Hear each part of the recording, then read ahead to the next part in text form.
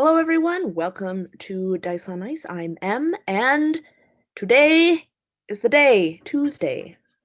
Again, Tuesday is Strahd Day, and we took a little bit of a break, but we are back, and we left a little bit on a cliffhanger in the last episode, and this episode, entitled Dinner Guests, as you can maybe tell by the title, Strahd has invited the players to dinner. And through a series of events in which Strahd made it pretty obvious that he would like them for dinner sooner rather than later, and after a brief stint where each of the characters had a different encounter during their long rest, we are going to begin in the morning with Corla.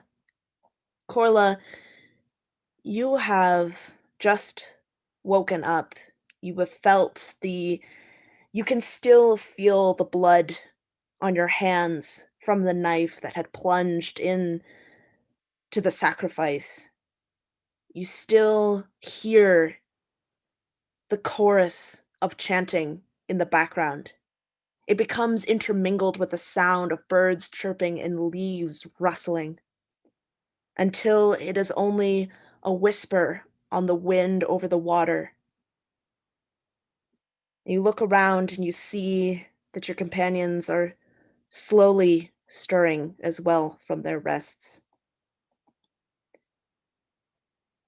If you were to look around, you would see that the wolves, who had been your guardians or your jailers more, your escorts, are gone. You do not see them hiding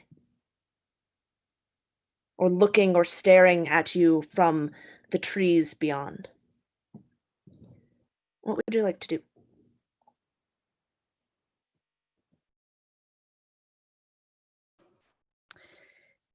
Yeah, I think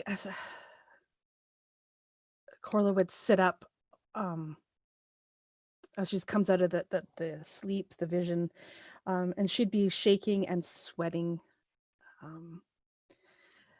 But looking around, she would quickly try to hide this reaction and calm herself down before it even registered that the wolves have left them. And when that's finally happens, like when she finally realizes, hey, wait a second, our guardians have gone, she would I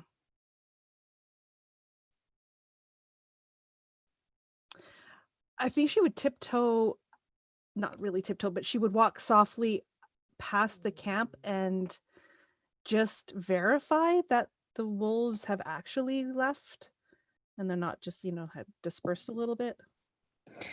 Are you going to walk all the way back to the main road in which you had kind of veered off on, or are you just going to go in a little bit?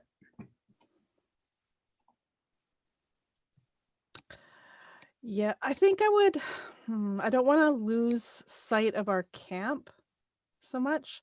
So I'd probably walk as far as I could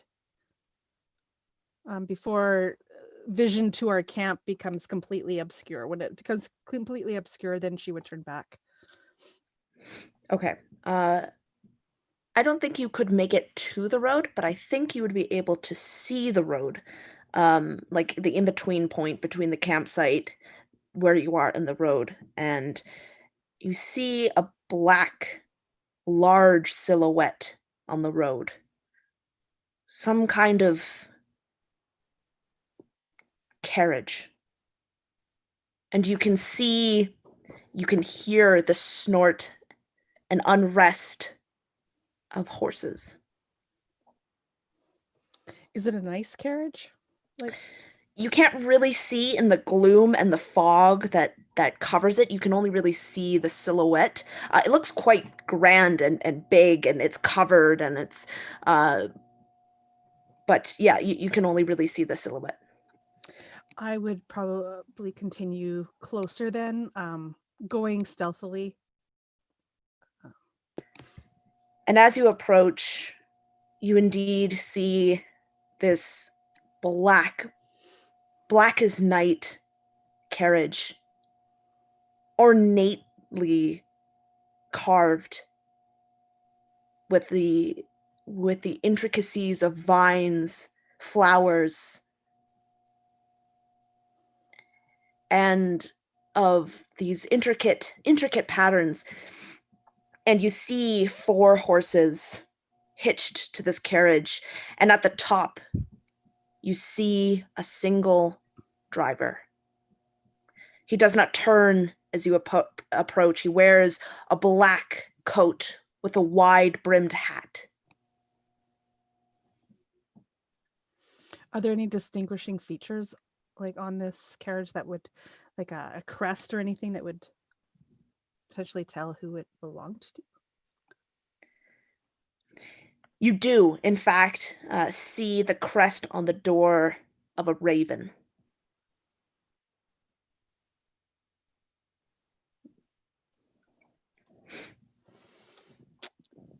Does that of a raven?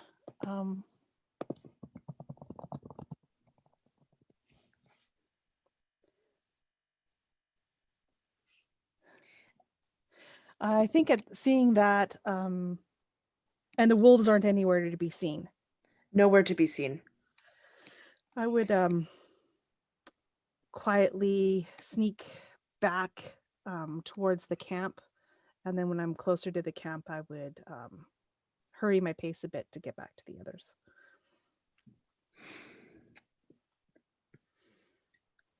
And Eli, you are waking up as Corla comes from the brush into the campsite. Where did you sleep last night, and how close is the sun sword to you?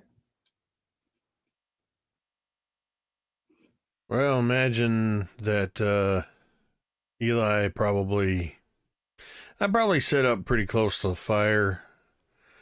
I'd rolled out my bedroll and maybe sort of propped myself up against my rucksack that's actually a wooden chest, and kept the sun sword pretty close at hand. This was a hard won item, and in particular with the revelations of the night, I imagine waking up sort of,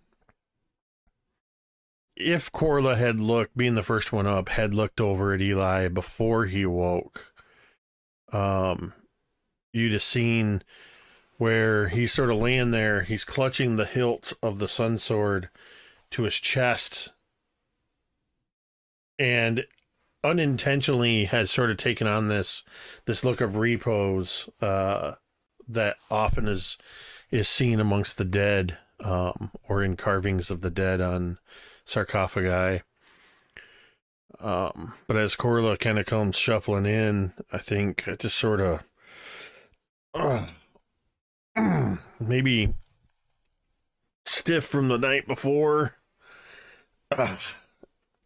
kind of reach back and look around, and then just pull my collar up a little bit over where a particular area of my neck hurts on the backside, cracking my knuckles loudly, almost making an exaggerated drawing attention away from when I just touched my neck, just sort of morning. How'd you or did you sleep at all?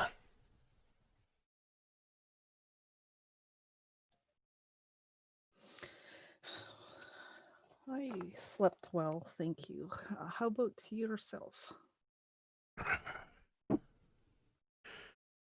Well, I much prefer it when we have opportunities to sleep in actual beds for all the nonsense that was happening in Valaki. At least when we were at the monastery, we had a feather bed and not quite so stiff. pure luxury. It was grand. But yeah, I mean, I've spent the better part of the last couple of years spending most of my nights under the stars like this, so that ain't a life for everybody. But yeah. We should wake others. I have news. I saw something interesting on my walk this morning. The what passes for the sun around here is barely up, and you already got news. All right. And I'll sort of pull on my boots, which are probably unlaced, sitting off to the side or slouched over next to the side of me, and just kind of, well, first I'd tip them upside down, reach inside. It's an old trick. You want to make sure nothing's in your boots before you put them on. And then shuffle over to wherever it is that fell is for the night. And hey, you want to wake up there? We got a day ahead of us. Are the wolves barking again? If they're not, why don't we just sleep for a little longer? Actually, I suddenly look around and with everything else, kind of forgot about the wolves. Do I see any of the wolves anywhere? No, they are absent. Yeah, I don't see any wolves. Excellent. So we can go back to sleep. Phil's gonna kind of like roll over. Well, Corla says she's got some news already, and not to pile on or anything, but I've learned something since we lay down last night that I ought to share with y'all too. I think at the mention of Corla having news, Fell's eyes kind of pop open and she actually looks much more alert and a little anxious. She says, right. Right. Okay. And she actually starts to get up a little lethargically.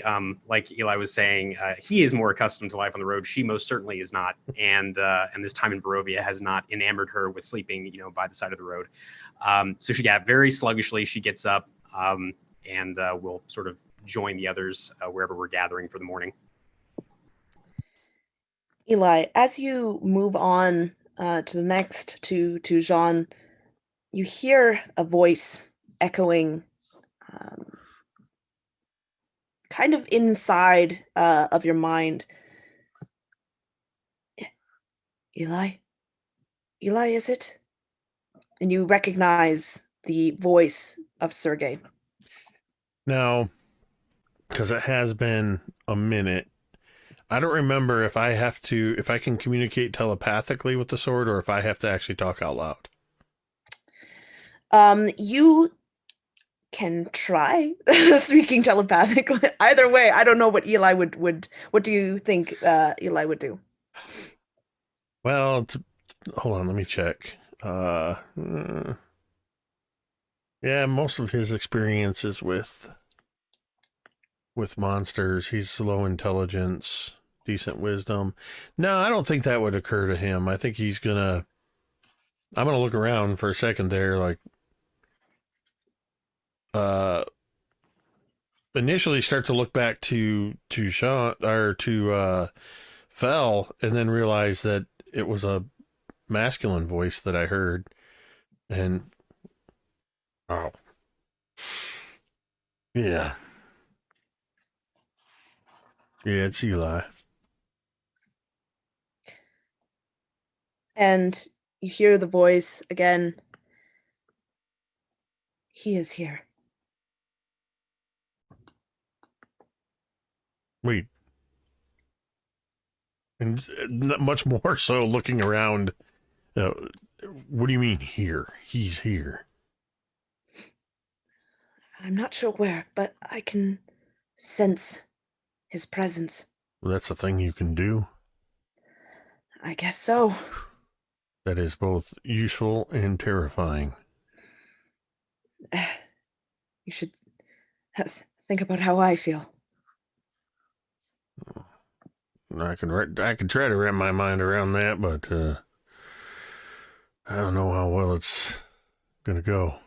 I imagine that anybody else, if they're listening, it just sounds like I'm muttering to myself as I'm walking along.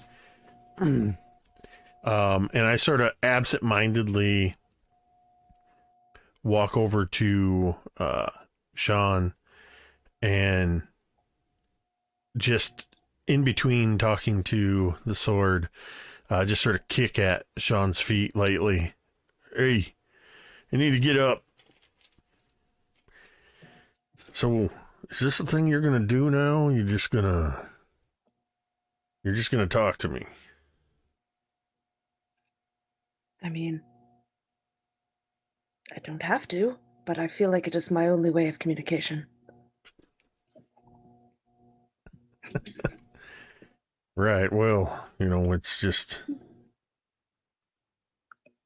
normally in the conversation is sort of, well, out in the open, not inside one's head, so it's taking a bit of getting used to here. Yeah, you're gonna have to give me a minute here. Hey, y'all, I before Corla tells you us, whatever it is you have to tell us, Corla, I feel I need to tell you all something right now, lest you all think that I'm not in full control of my mental facilities anymore. You see this here, and I'll hold up the hilt of the sun sword. Oh boy. It sounds bad in my head. It's going to sound even worse when I say it, so I'm just going to say it. This here sun sword, there's two things about it. One, it's talking to me. And I don't mean in the way that, dwarves working with metal, yeah, this metal speaks to me and, that kind of thing. I'm talking like there's an actual voice happening inside my skull, and, well, I'm talking back to it. And, that's not the weirdest part. It's Strahd's brother. Sergei. I'm his younger brother. He does have an older one as well. Oh, okay. It's his younger brother. And apparently he has an older brother too. But this is Sergei. So, and the last thing I got to tell you, I feel like these other two pieces of information were sort of building up to this, is that according to Sergei here, Strahd is here. Somewhere close by. Right now. That is what I was wanting to tell you. Wait, you knew this? Why do you think I wanted to talk to everyone? You could have mentioned that. Because normally, when you wake up in the morning, you say good morning to everyone, you talk to everyone. It doesn't necessarily mean that an immortal dictator is around the corner. Where is he? He is on the road. In carriage. At least I'm assuming it is he. I did not see person, just driver, but it had Raven on side. It was beautiful carriage and 4 horses. And as you see, wolves are gone. That makes sense. Okay, so I imagine, just knowing how nobles work on Faerun, this is obviously meant to ferry us to Castle Ravenloft. So I think now would be a great time to discuss anything that we need to discuss before we go into that carriage, because if Strahd is indeed in there, we aren't going to be able to speak freely for quite some time. So Eli is talking to the Sun Sword. I guess the other night when you said you were going to reach an understanding with the sword, I mean, I didn't imagine you'd actually reach an understanding with the sword, but it's, that's something. Does Sergei seem malicious, upset, anything like that as he's talking to you? I don't. We haven't exactly had, like, a long time to get to know one another, but he doesn't seem too happy with Strahd. Fair enough. I know that much. Wait. Hold on a second. Sergei. I'm just going to ask you and hope you're going to be forthright with me. Now, you're saying you feel Strahd nearby, and you say you're his brother, and you're in what is presumably a pretty powerful, or you are, I'm not sure how to properly say that, you are a formidable weapon here. You're not like, can Strahd sense you, I guess is what I'm trying to say. I admit that I have wondered the same thing myself. And to be honest, I am unsure. All right, well, I guess we'll have to play that one by ear. Well, there's a chance we don't know if Strahd's going to be able to sense the sword or sense Sergei. I'm thinking maybe I'm going to keep this somewhere out of view. Being as it displays primarily as a hilt, I should be able to keep it stashed on an interior pocket of my jacket without drawing too much attention. That sounds like a wise idea, especially if this is something that could potentially aid us in defeating Strahd. If we can avoid him knowing that we have it, that's probably best. Maybe he doesn't even know about it. I don't know. Who knows? Speaking of strange things, and Fel kind of swivels over to look at you, Corla. So Corla, and I guess everyone else, I had a conversation with Elowin last night, the high elf vampire. Talking about insane things. He said that he came to Barovia in hopes to find a piece of someone that he loved, someone that was sick, someone that he offered to turn into a vampire to save her life. But she didn't want to be turned, so I suppose he came to Barovia to try and salvage what he could of her. Anyway, a little confusing. He said he was going to try and help us, and that if we found him again, he would do his best to aid us, as he has in the past. He also... Do you remember, Corla, that portrait of the woman in the Valakovich family crypts in Balaki? The big oil painting, kind of looked like you a little bit? The one give me heebie-jeebies, yeah. Well, get ready for more heebie-jeebies, because Elowin painted that, and apparently you bear a striking resemblance to this lover that he had at one point. He understands that you are not that person, that you are your own individual, but...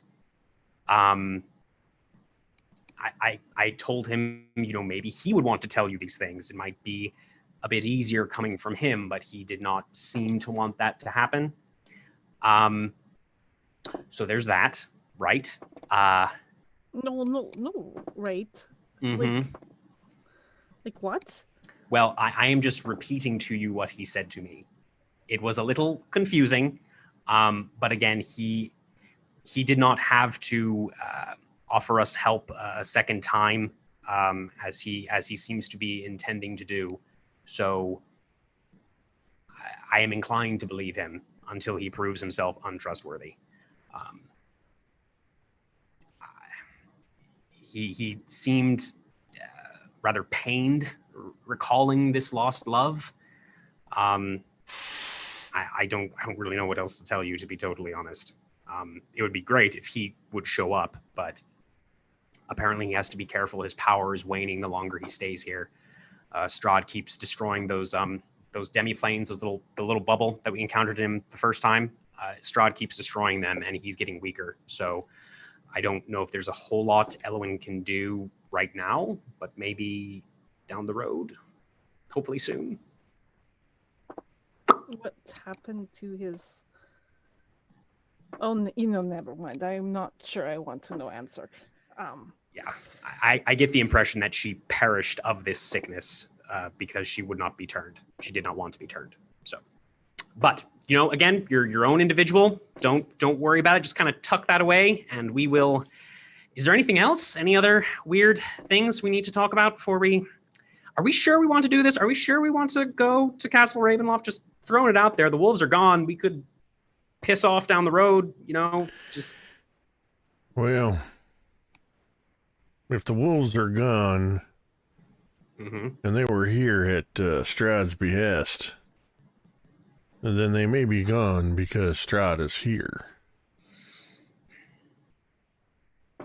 How far do you really think we could go that he's not going to be able to find us?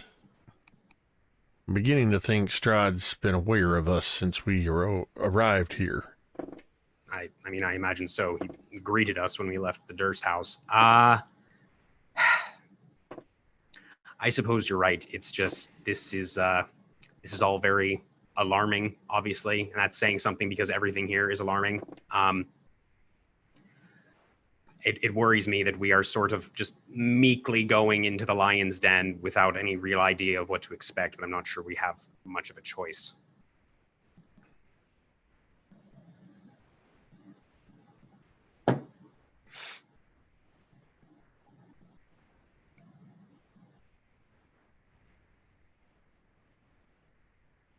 What about you, John? John, yeah. You, James. You've been awful quiet. Do you have any particular revelations in the night or this morning upon awakening? I did not have such things. Insight check that, because Phil doesn't trust John anymore. Hang on, please. Yep. That's an 18. Is John lying? Well, Jean got a 17 on her deception. So I beat it by 1. Is she lying? I got an 18. You can tell that there is something gnawing at her from the inside. These words seem a bit almost artificial, these words. Every semblance of a sentence she construes here, one step more artificial than it should be. But then again, look at her. Her skin is pale. Her eyes are bloodshot. She seems sickly, even though she should be hale. Can you blame her? Oh, yes, I can. So, Jean, are you sure about that? You real sure about that? Because we're about to go into a very dangerous place. Sure would be a shame if we miss something important because you withhold information again.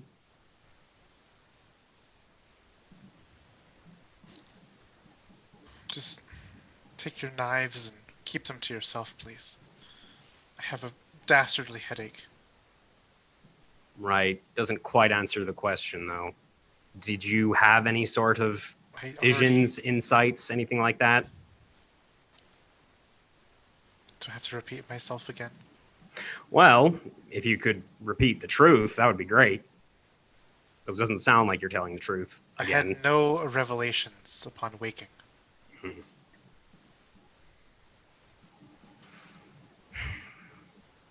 All right, Jean.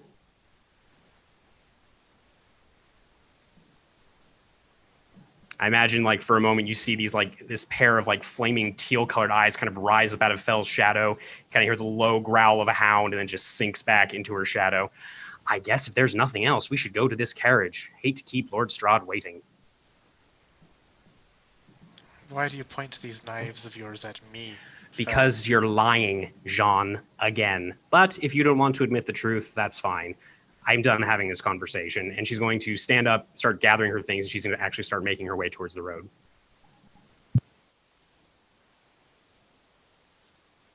Does she think that people are books? Jean would say to someone nearby who isn't Fel. Flip open a page, read what all they're about, plain as day. Put them back on the shelf when you're done with them. If only it were that easy.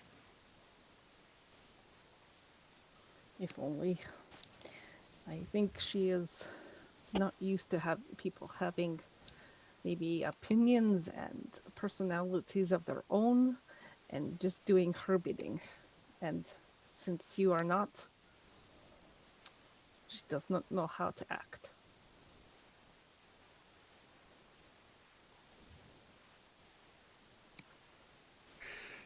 Eli makes no comment about this. Just gathers. I'm just going to gather up my belongings as well. And I am going to stash the hilt of the sun sword on an inside pocket of this sort of leather jacket that I wear that's got this robe of useful items sewn into it. Just sort of kind of tuck it in where I'd be able to get at it if I needed to, but where it can stay out of sight.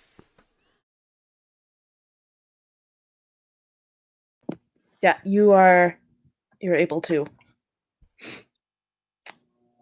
And Sergei has been silent for all of this.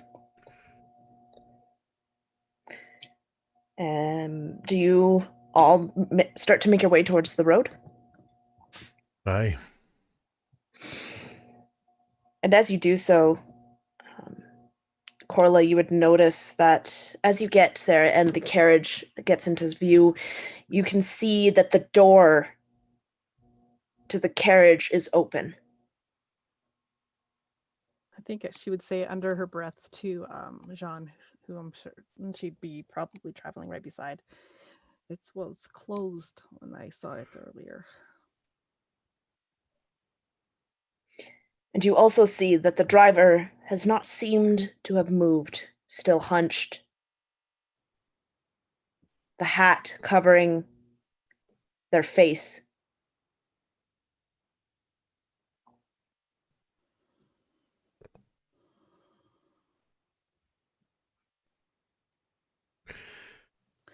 Go ahead. I walk up to toward the carriage and just kind of look up at the driver and just sort of reach up and give a nod with my own hat, just kind of grabbing the brim and tipping it towards him. Morning. And then I'm also gonna use that opportunity to peer inside the carriage. The driver makes absolutely no movement towards you or even acknowledges your presence. It's almost as if he is a statue posed there holding the reins slack on the horses, who are not still.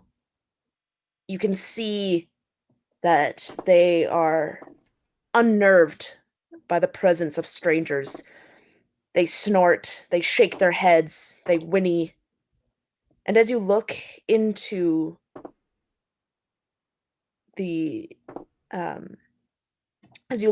carriage, you find that it is quite large and spacious, but empty. I'll just look at the others and stand next to the door of the carriage and just motion after you.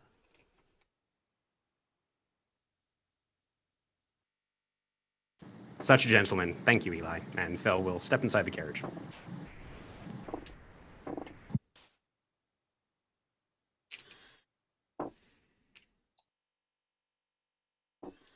Do the rest of you get in? Sorry. Carla would look to Jean. Are you ready for this?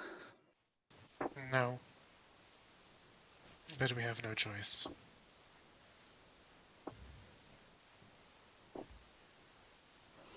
I hate those words. All right, let's go. And as you are all in, perhaps maybe the one of you who is the last to go in, as you go in and you see yourself, you go to close the door and it shuts by itself. You hear a crack of the reins, though you do not see the driver anymore. He's on top of the carriage, and you feel the very quick lurch. It almost throws some of you off balance as the horses begin to run down the road. During this travel, do any of you speak, or is it silent?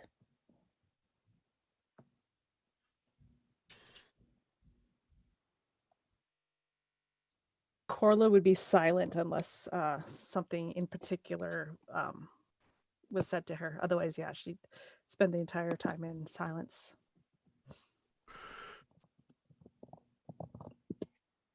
I'm going to lean back in the seat, tip my hat down over my eyes, but keep one eye open, just sort of looking out the window of the carriage. I think Fel is going to be going through the spell book that she got from the Durst house way back when, kind of just like making notes and scribing these different runes as she tries to think of different spells that she can access now and different ways to use them. I don't know what kind of check you would want me to make for this, M, but at some point she's going to write just like a really like quick little message in that book and try to like kind of tear off a page as if she's like kind of like looking at it, you know, more in depth. And like, I guess a sleight of hand to just kind of like slip it into like, I guess like any pouches or something that Eli may have at his belt.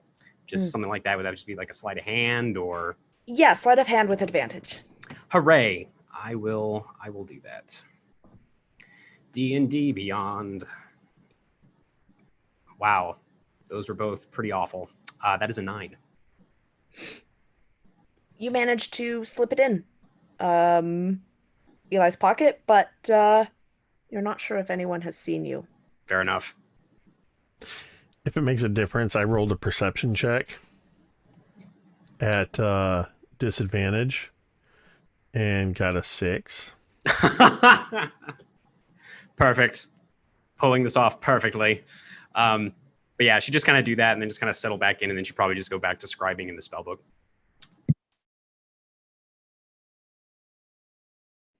And John, what are you doing?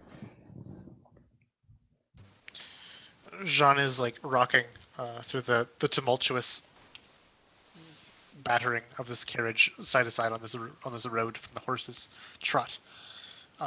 She's doing her best to hold back the winces of whatever small slight pains arise from this rowdy movement.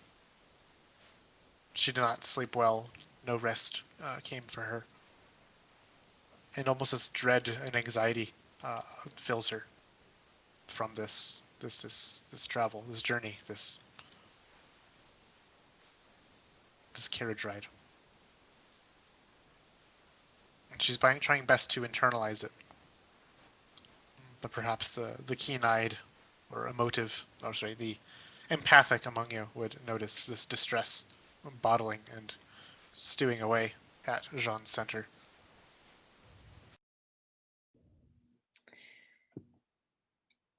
And as this carriage races, you would still expect a long ride, perhaps a day or two. You expect the horses to slow, to tire, but they do not. And it almost feels as though only a few hours has gone by when the horses come to a stop. And the door opens. And you find yourself in the courtyard of a large, looming castle.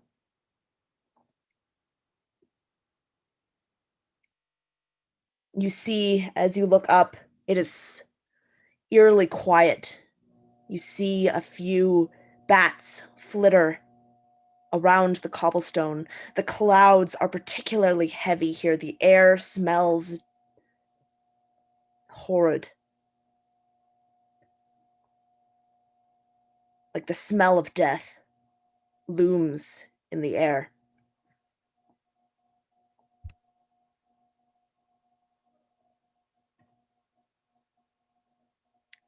Do you get out?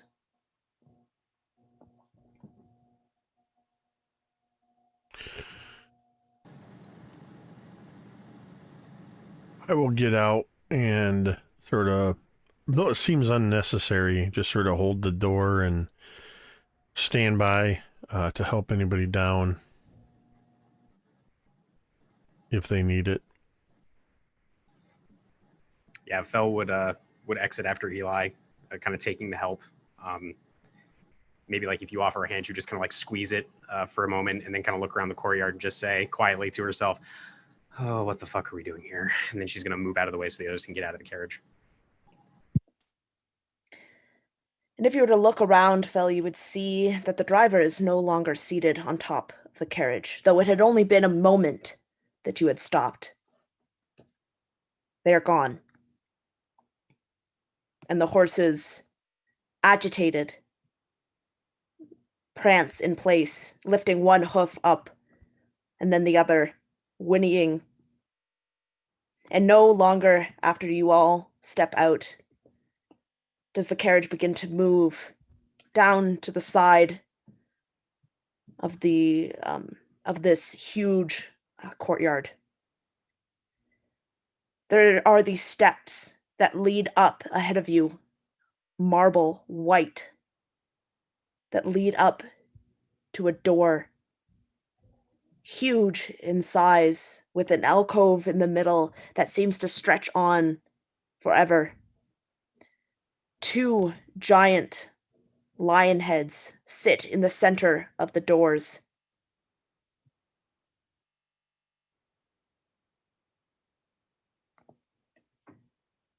And there is a spider on my bed. 1 second. I've heard of immersion, but this is ridiculous.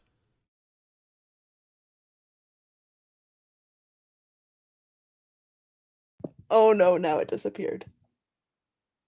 Oh no. Okay, well. And that's where we're going to end for Well, tonight. session's over. We gotta go. I'm gonna burn down the house. So. Great, awesome. Love that. All right, so, all right. What do you all do? Presented with this massive, this door, this looming presence.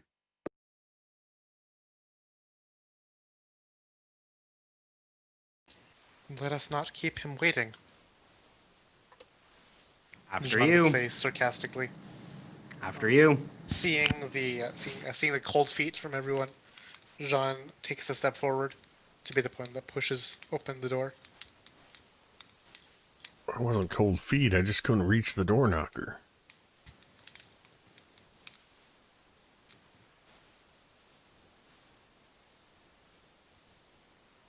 And it doesn't even take a knock for the door to slowly creak open.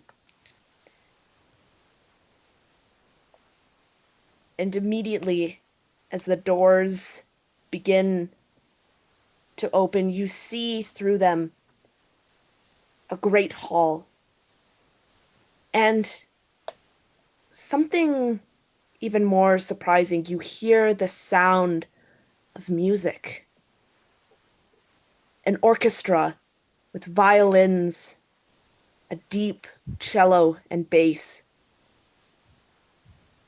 serenading a mournful tune throughout that just seems to engulf the courtyard behind you. And you hear the sound of voices from within.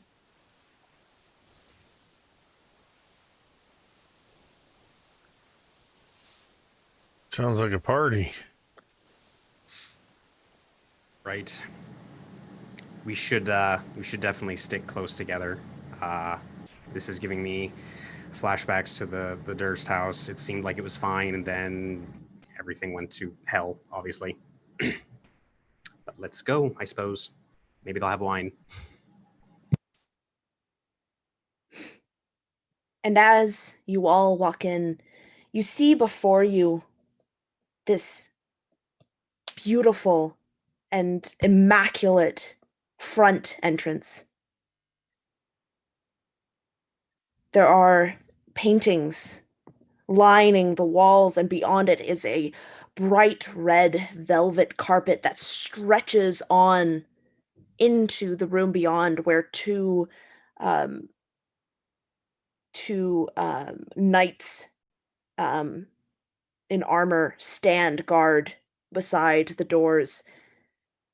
Closer to you in this main foyer, to your left, you see some stairs going up, and to right, you see another hallway.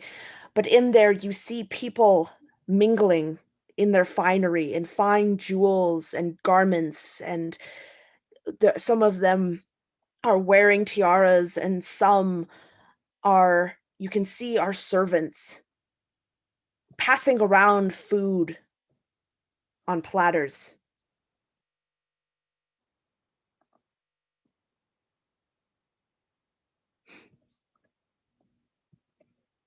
And a butler in finery comes towards you, you see.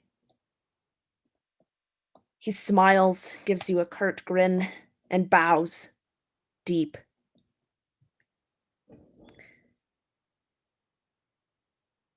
You must be Strahd's distinguished guests, no? May I take your jackets, your coats? You look like you have been traveling for a long while. May I get you some fresh clothes to change into?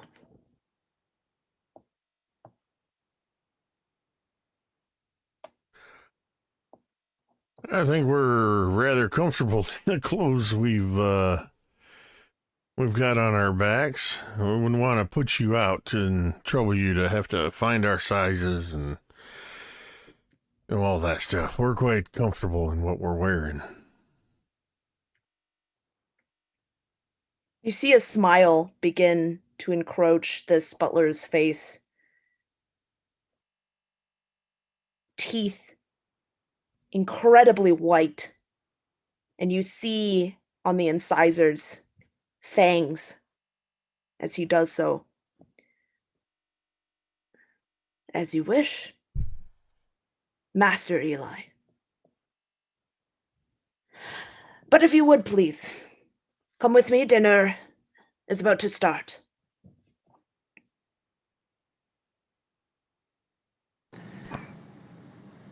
Right. Let's go. As you walk, you feel the eyes of the party guests upon you. They make no qualms of staring openly. Conversations stop. The music continues to play. You see some flash fangs, other you see they are a sickly white, bruising on their faces, eyes sunken in, skeletal almost. You feel their presence, you feel their eyes, and some you see and you recognize. Denizens from the village of Barovia are in and amongst these guests. You see a few who you have passed before in Velaki.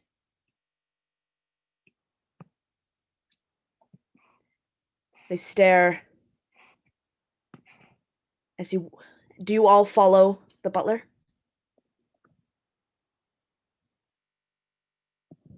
I do, yeah. How many guests are we talking about here?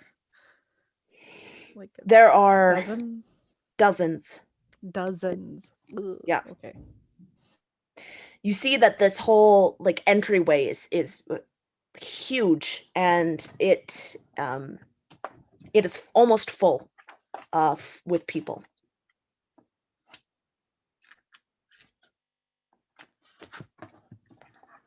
Do all of the guests that we can see either have the vampiric fangs or look kind of sunken and messed up? Or are there any like normal looking folks? There are a few, in fact, people who do not have who perhaps you might not have seen their teeth, or they do not have the pallor of the dead. Gotcha. Yeah, I think after like the first few faces, Fel would kind of just whisper together, just look forward and keep walking. Just look forward and keep walking, and she'd follow after the butler. And as you do so, he turns to the right,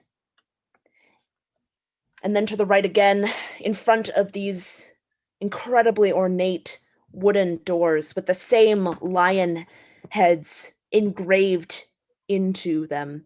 These huge golden handles he opens with a flourish.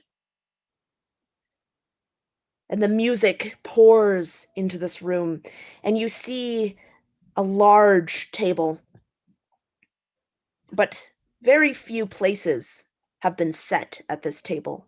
Not enough for the guests, for the number of guests to be. There is, in fact, only 10 places. One, and in fact, two of them, or sorry, not two, a few of them do not have place settings. No plates, no knives, forks. They do, however, have an ornate goblet sitting where the plate's settings would have been. And there are 3 of those.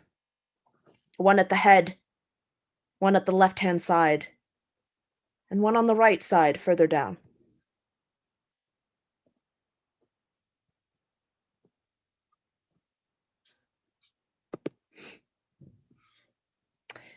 The butler says, Master Strahd will be here in a few moments, but please help yourselves to the appetizers. And as soon as you say that, you hear a snap come from the butler, and many servants come from doors that you can see that lead to a kitchen, and upon them you can see freshly baked bread, bowls of whipped butter. You see bowls of sugared almonds, eggs that have been cut in half, and you can see that inside of them they looked to be whipped with honey mustard and placed back together. You see them bring out soups and chilled strawberries. They place it all upon the table in such quick fashion. It's almost as if they come out, they place everything, and then they leave. Expectantly, the food awaits. Is the butler still in the dining hall area, or has he left?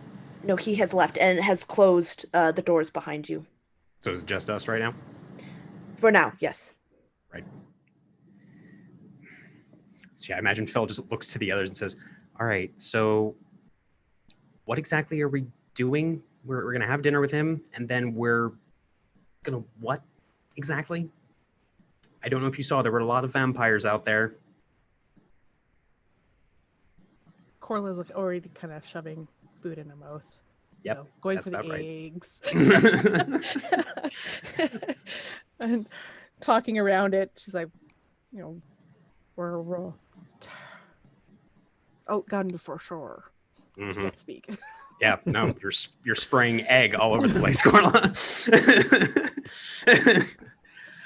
Uh, all right. She's just gonna imagine she just like finds a seat as far away from like the three chalices that you mentioned as possible. Just sits down. She's not gonna eat anything. I imagine she actually reaches into her bag, pulls out probably her last bottle of wine, and just starts drinking. Kind of looking around nervously every couple of seconds. I'm gonna sit down next to Fel, and already have maybe 3 or 4 of these eggs in my hand as I sit down, and as you pull out the wine, just lean over and look. The way I look at it is this: if anybody here, including Strahd, wanted us dead, I don't think they'd need to go through the theatrics of poisoning food and drink for us. We could have been dead at any point once we entered that carriage, or while we were asleep, upon walking in this place. Strahd brought us here for a reason. There's no reason that we need to listen to him on an empty stomach.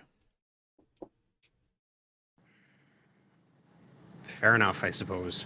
And she kind of lean back towards you, Eli, and just kind of lower her voice and just say, and when you have a second, you should check one of the pouches at your belt. But yes, you're right. And she's going to reach out and she'll grab just like, I imagine like a handful of sugared almonds, just put them on the plate and start popping them into her mouth.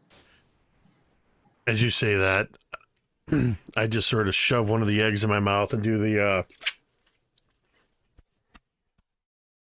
and just kind of put my hand down and start doing as you said, but also being aware of where we're at and maybe use a little discretion as I'm sort of trying to find what you're talking about. I guess I'm reaching around in my belt pouches or pockets for anything that wasn't there before.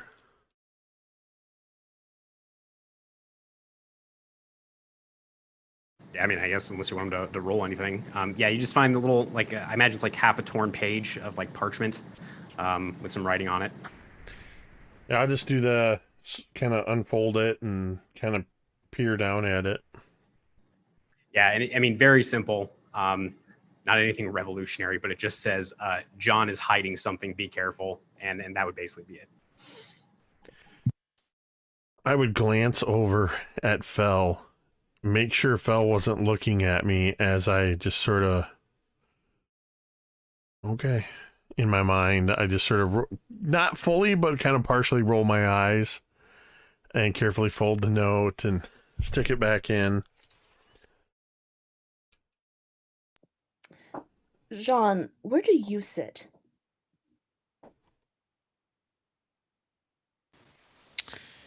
Is this a table that Jean has seen before? I say, tongue in cheek. Absolutely. Is there a spot that Jean has already seated in? I think so. If this is a table that Jean has already seated in, I think almost like absent-mindedly she would go to that particular spot, and I think it would almost be strange when it's not near the other characters. And you would see that that spot is the one with a goblet centered in it instead of place settings.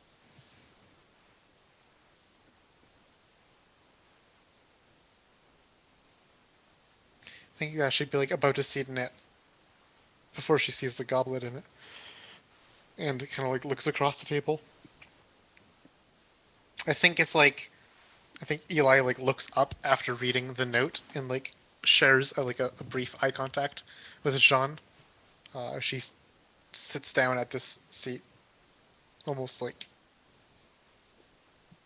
not clumsily, but I guess a bit awkwardly, a bit of out of placeedly, before realizing that perhaps Jean has seated somewhere wrong. She'll stand up once again. And she'll use this chance to eye the goblet. Is it filled with anything? No, it is empty. It's empty. Then she will shift down the seats that it requires to be across the table, or near on the end of the table that the rest of the characters are at. But it's almost like the feeling of deja vu, almost, that had guided her. that she can't quite shake.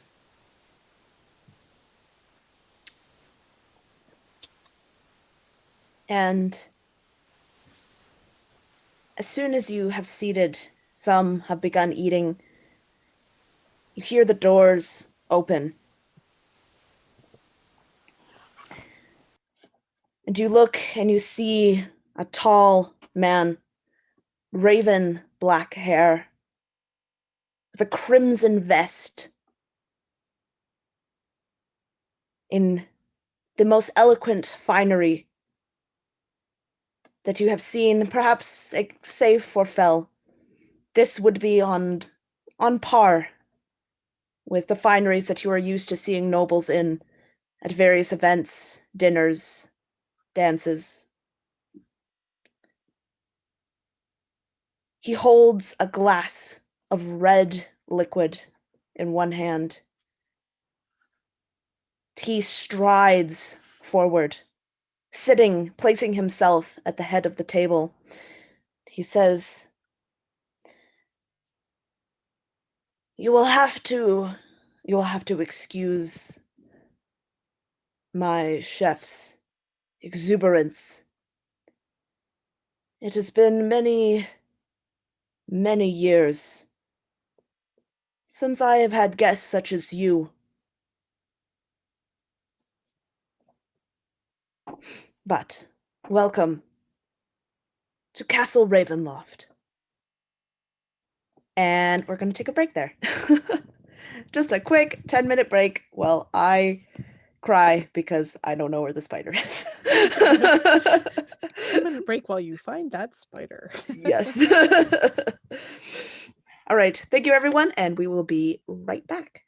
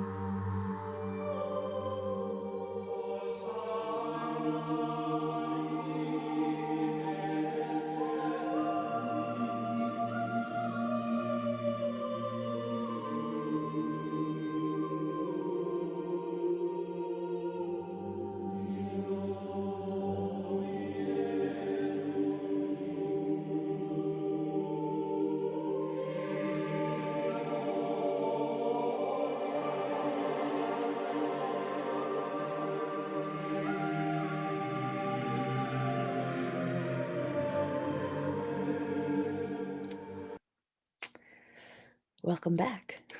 So, Strahd sits, looking at all of you expectantly. I hope that the ride wasn't too treacherous. I know that my driver can be quite swift at times.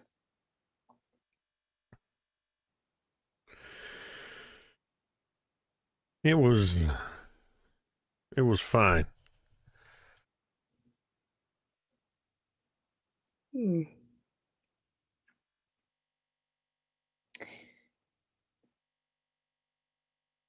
Strahd pauses as he looks around. He sees the empty chairs that await. It appears as though we are missing some guests. Perhaps they will join us momentarily. And a few more moments of him looking at each one of you until the doors open, and immediately you are all hit by the reeking smell of burnt meat, burnt flesh.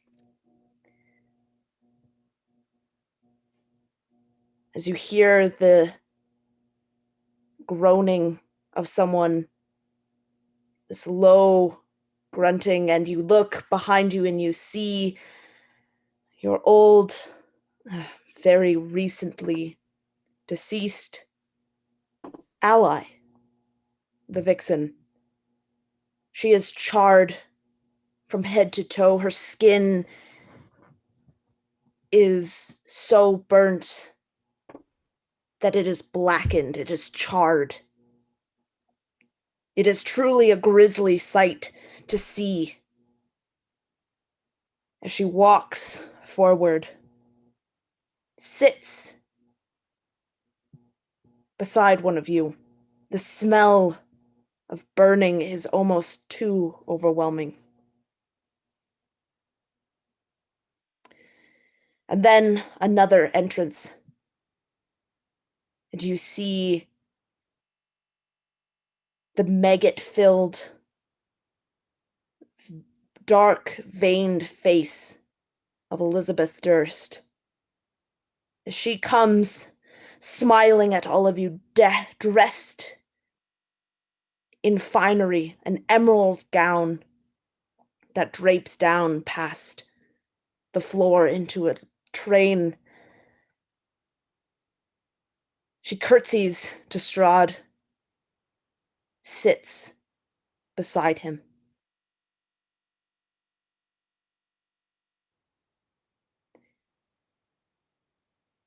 A few others come in. Those who you have seen from Barovia, those who you have seen from Vallaki.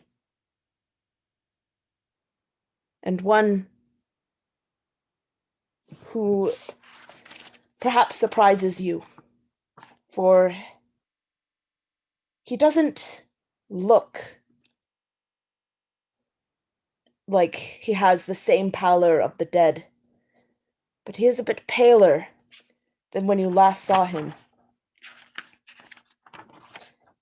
If you just wait one moment, I will tell you his name. I lost it. One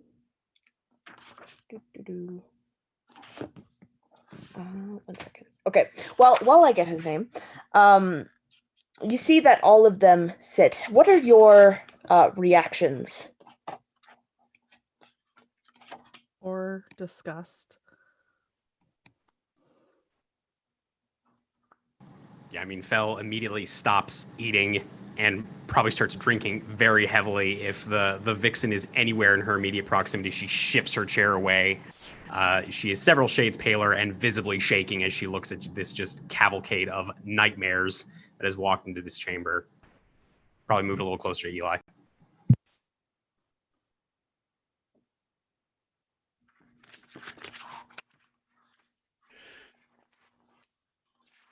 And how about Jean and Eli?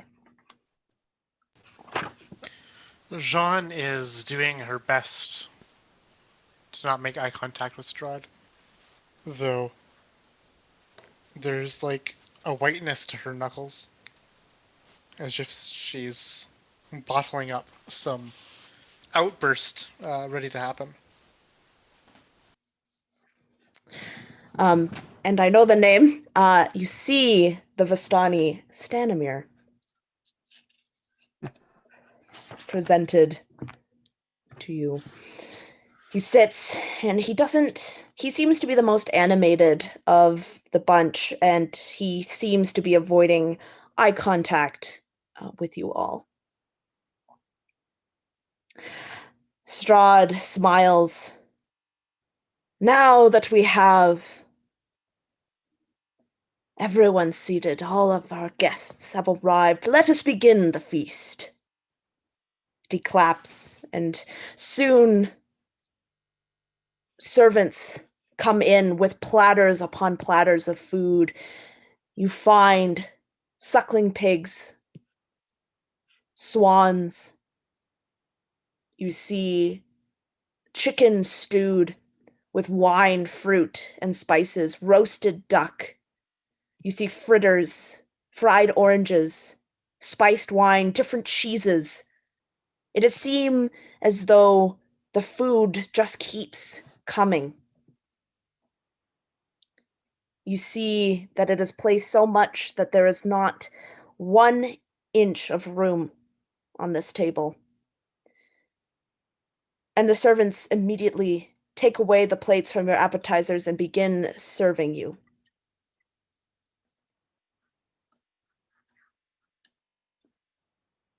Jean, you said that you had moved, correct? Move spots.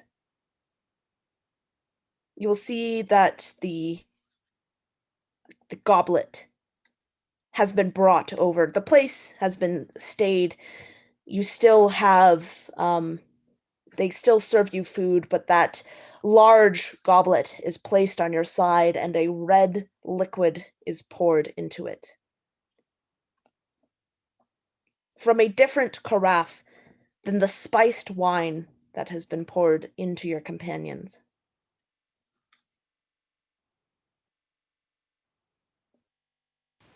Jean gives a look to Corla, to Eli, to Fel. When this red wine, I say in quotation marks, gets poured into her goblet.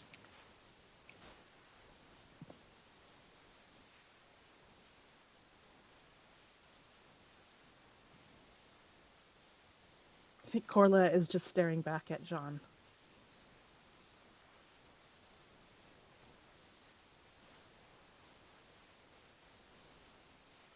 I think Fella's just doing her best to completely ignore the food, the guests, and everything. She's just sort of like withdrawn into herself because it's just far too much, far too quickly.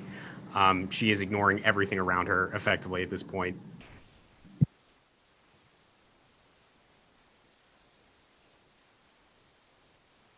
I'm making short work of any food that's put in front of me. And maybe even occasionally seeing that Fel's not touching her food, and as the servants are taking courses away so quickly, probably grab 1 or 2 things off of Fel's plate as the servants take something away. But while I am eating voraciously, I'm also using the opportunity as I'm looking around the table at all the food and as different food is served up to keep an eye on everybody. So I'm sort of using my ravenous appetite as a cover for just trying to pay very close attention to all of these new guests and to Strahd himself.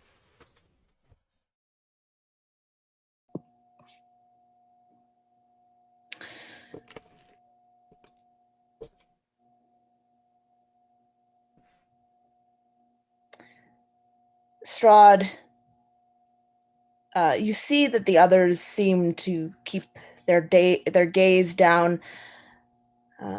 You see that the vixen, her eyes are completely, what is left of her eyes are completely lifeless.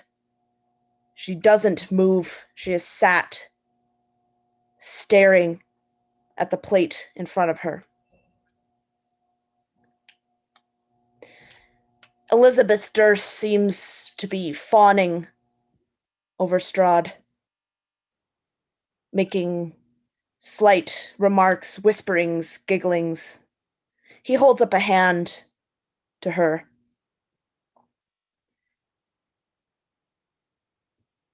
You all ride, do you not?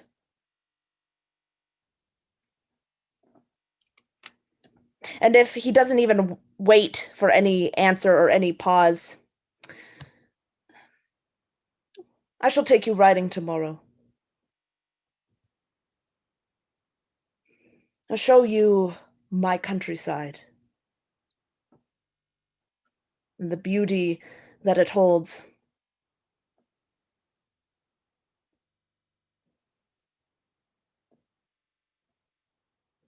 Does anyone look at Strahd?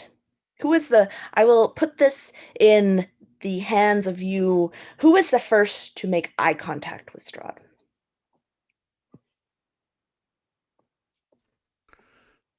I think Corla would she would instinctively, when he talked about do you ride, that kind of would have shocked her a little bit, that she would have forgotten kind of herself and what's going on and looked at him. Corla, you blink, and you find you are seated next to Strahd. There is nobody else in this room, save for you and him. Yet he looks curiously at you while he sips the liquid in his glass.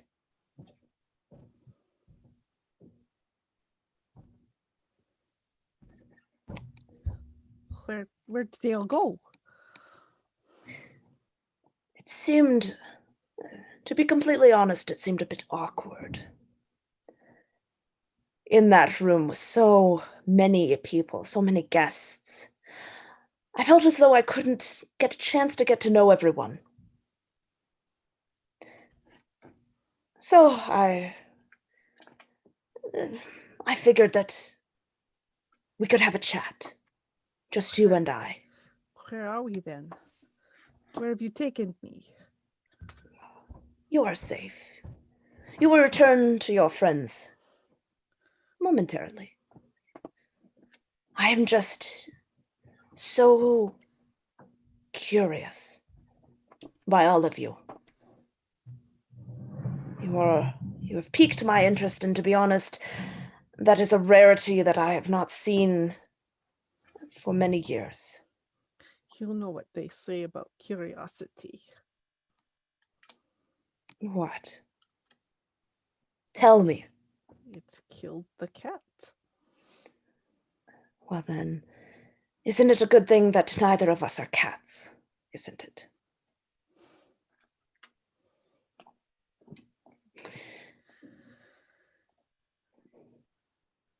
Tell me, Corla, do you know why I saved you from the altar? No. No. No, she was about to say more and then it bites her tongue. Curious. I'm surprised one of your recent allies hasn't told you yet. Why would they know? Oh, my dear Corla, there are many secrets that many who call themselves your friends hold. But I will not. knew she was lying. That fell. His eyes kind of narrow and he has this smirk on his face. I will not lie to you, Corla. You just have to ask. Whatever you want to know. Why did you save me? It is because you look... Sorry, just 1 second. Do you know if I don't think I named Elwyn's... His little lady? Yeah, you did not. Okay. It was just blank Velikovich. The first name was scratched out or whatever on the painting. Perfect. It is because you look uncannily like Vasha.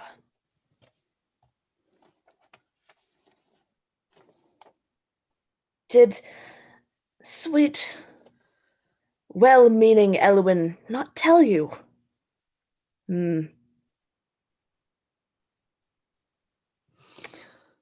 So you saved me because I look like some tart? Yes, I did. And Well, that's not this... very exciting now, is it? But she did something that no one else has been able to do in this land. Die? Escape.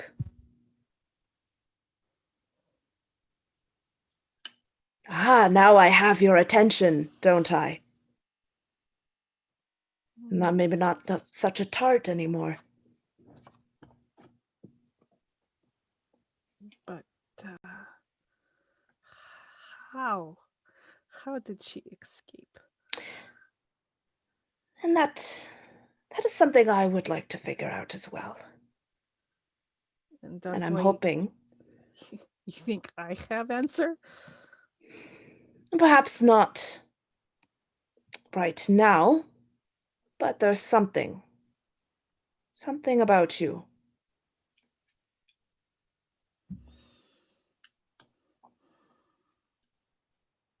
Anyway, shall we get back? And you blink, Corla, and you are back. To the others, no time has passed. Strahd, your eye contact has remained. He gives you a small smile and looks to his other guests. So, tell me about your adventures in my land. Anything exciting? You have been busy, so don't be silent. I know there has been.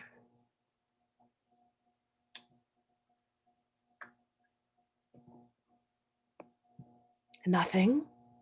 Oh, you're usually such a talkative bunch. I particularly enjoy your heartfelt serenades and monologues by the fire. But now you are silent.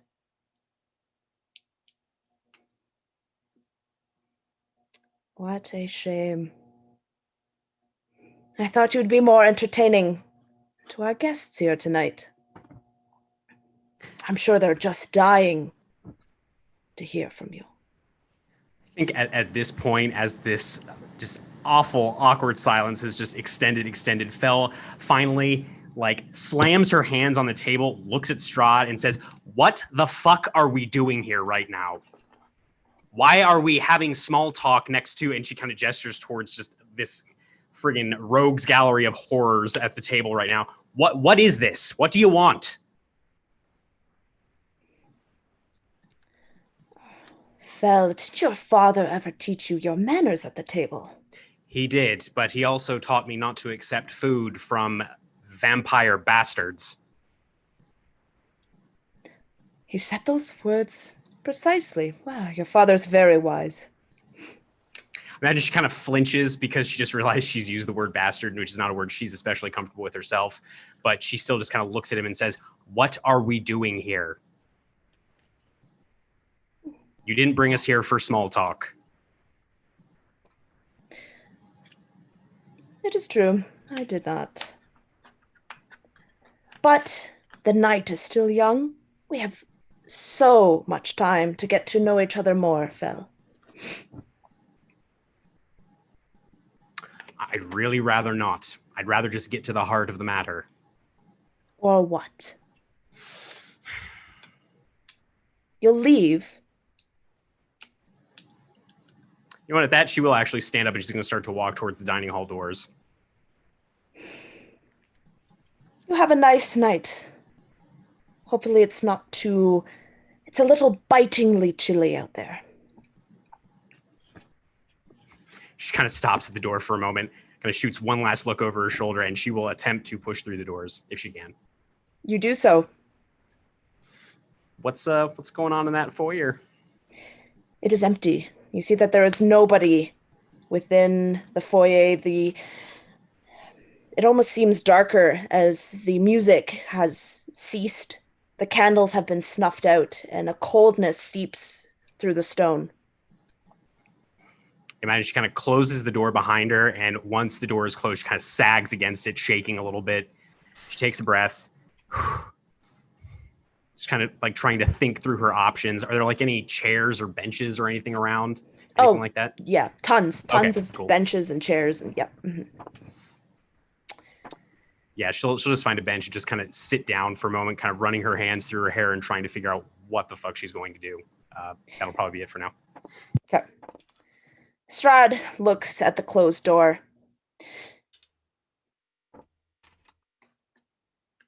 You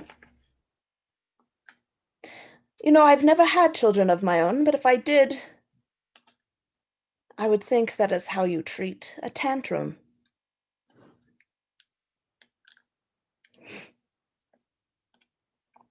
And he kind of smirks to himself at his own joke as he sips his glass. Corla is actually trying very hard not to have her own smirk on her face as he says that.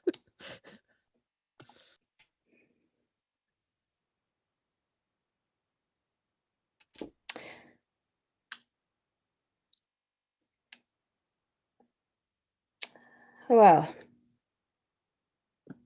after a few moments, how long are you staying out there, Fel?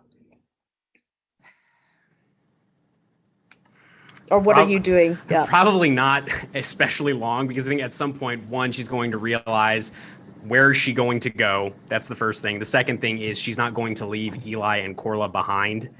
So I imagine maybe like an hour passes, and the whole time she's doing that thing that like kids do where she's just like, no, I'm not going to go back in there. It's fucking stupid. Don't fucking do that. She's kind of like hovering by the door.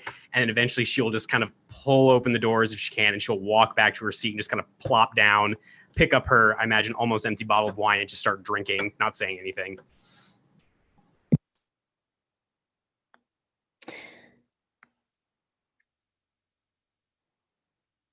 Felitha, you hear the Strahd speak to you, and if you were to look up, you would see that you are seated next to Strahd, alone. She will put down the bottle. Yes.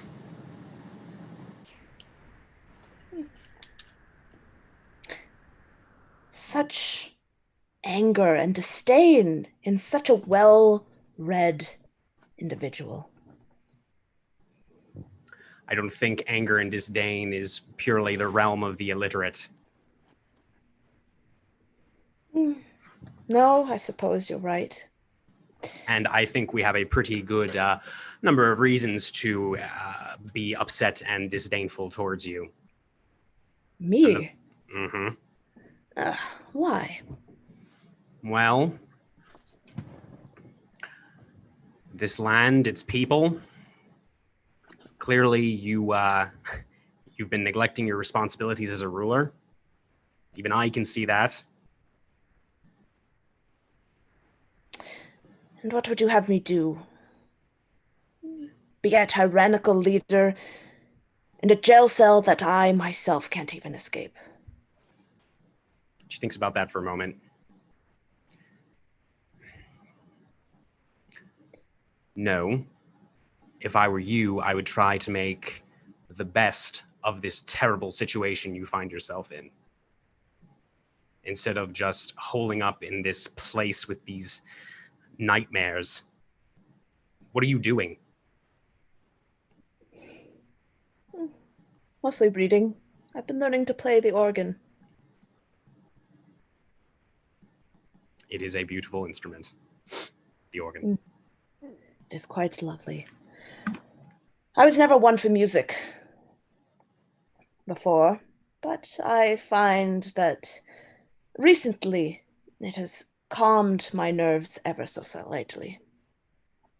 And what could you possibly have to worry about?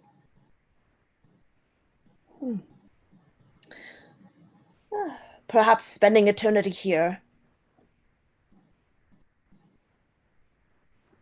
It gets on one's nerves every so often. And you have no idea how to escape this place. Someone as well-read and as powerful as you, I find that a little hard to believe. Have you even looked? Do you think that one such as me would not simply love to bask in the glory and power in your world?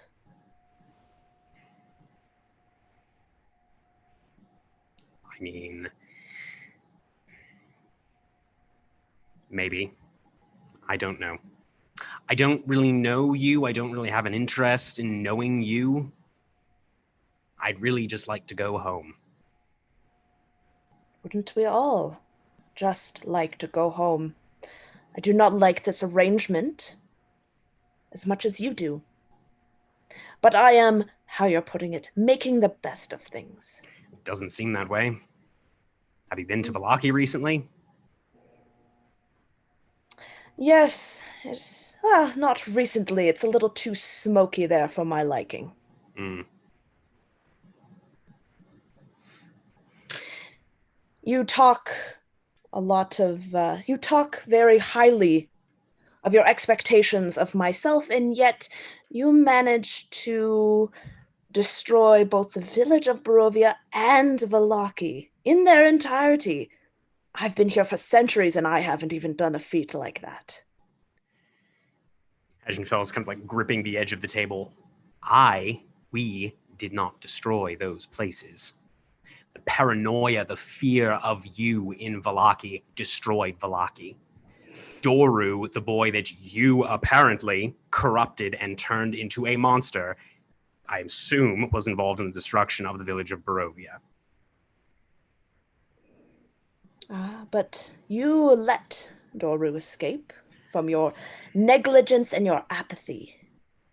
Are we so very different? Yes, we are. Because we, at least, are taking some kind of action. And I don't think it was negligence or apathy. Fel kind of rolls her eyes and just says it was stupidity. Well, at least you're honest. Well, I didn't say it was my stupidity. And what, if you will tell me, what are you doing? If you're doing something. We are trying to help the people we can while we try to get out of here. But you have created a land, your apathy has bred a land where people breathe, eat, and sleep with betrayal. They are violent backstabbers, or they are so terrified they force people to smile with strange contraptions. Your kingdom is a land of horrors. And you sit here and you read? Or play the organ?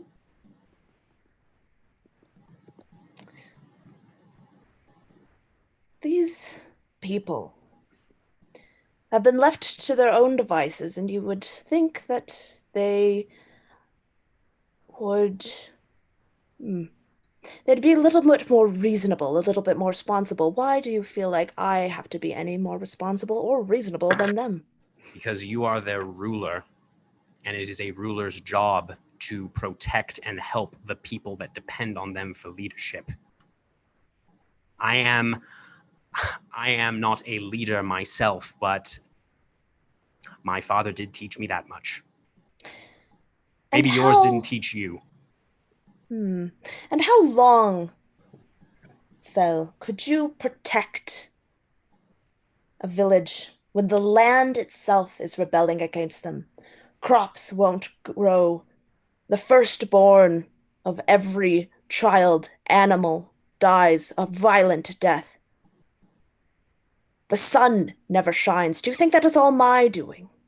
It is all my fault. I live here as well.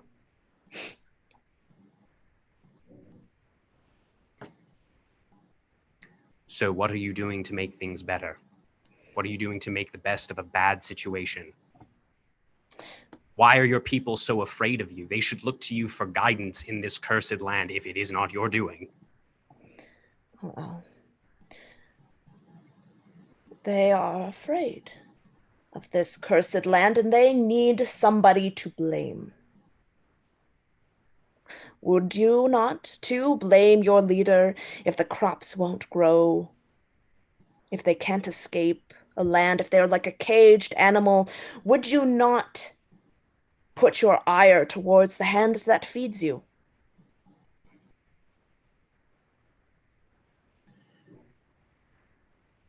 Perhaps. But that does not mean you simply give up. Nobody says that I have given up. Seems that way. I'm having you over for dinner, am I not? Yes, and that's going so well, let me tell you. Isn't it? I haven't had this much fun in centuries. You know, Fel, you are so much like me. Fel does not look pleased by that remark. She kind of like goes a little stiff in her chair, and she kind of drops back into that dialect that she has. I have no idea what you're talking about. We are nothing alike.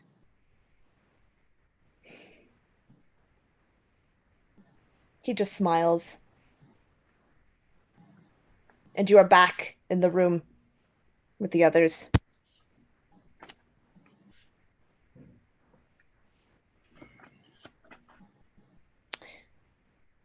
And how is the food?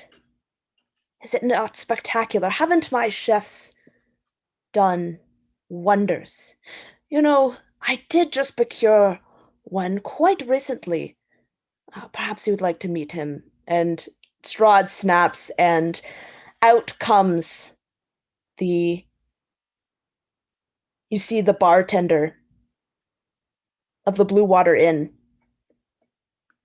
His eyes look distant. You see that, like the vixen, he is singed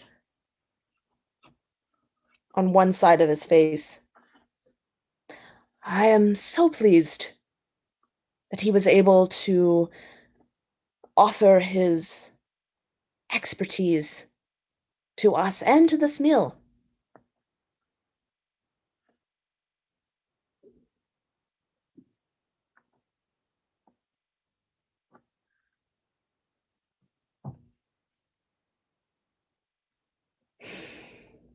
I see you are all not in the mood for gratitude.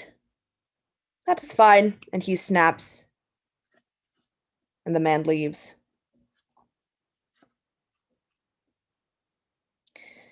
And a few more time has passed. The courses, so many courses have come and gone until finally the area is cleared and the desserts are brought out. Small pastries shaped like hearts, with cherries placed into the center of them. Chocolates, cakes are brought out.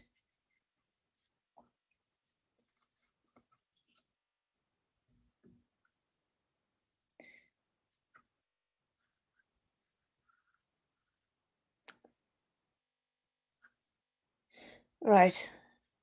You all must be exhausted from sleeping in such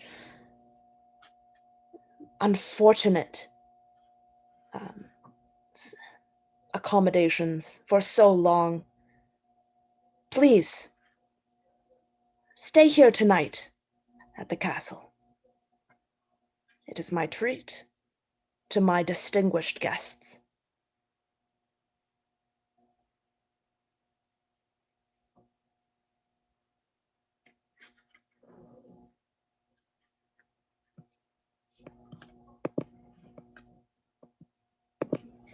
Corla looks uneasily at Jean. The look is returned.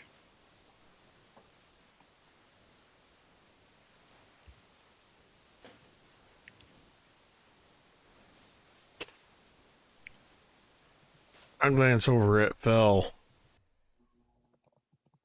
just to see what her reaction is to this offer from Strahd. I imagine she looks like visibly nauseated just between everything that's happened and the conversation she just had and now this. I imagine after a few moments she feels her eyes on you and she kind of looks at you. You see her face is paler than usual.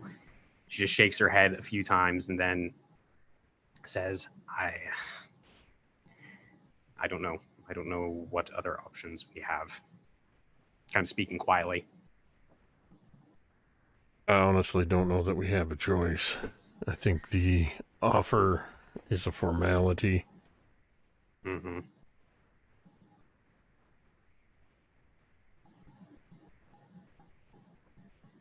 And then I'll just reach towards this lovely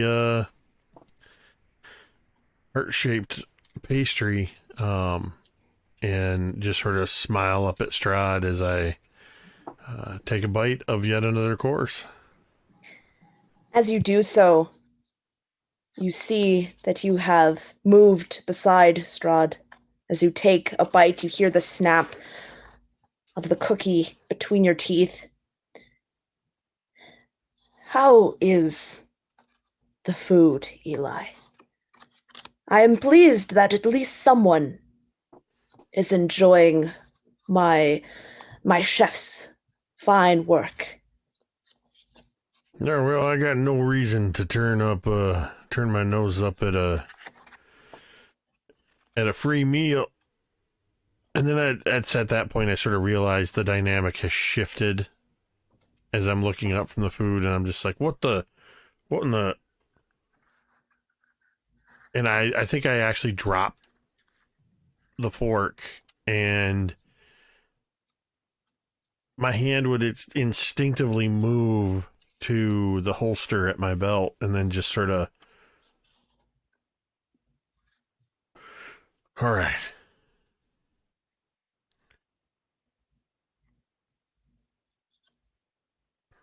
Okay. Was not expecting this.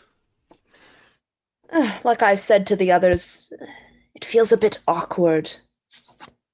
In that large room with all of those guests, you might not feel like you can speak freely.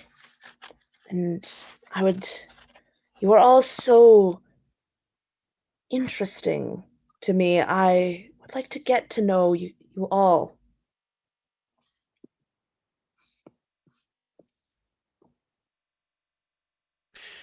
Well, all right. What do you want to know? Former priest for Shantea.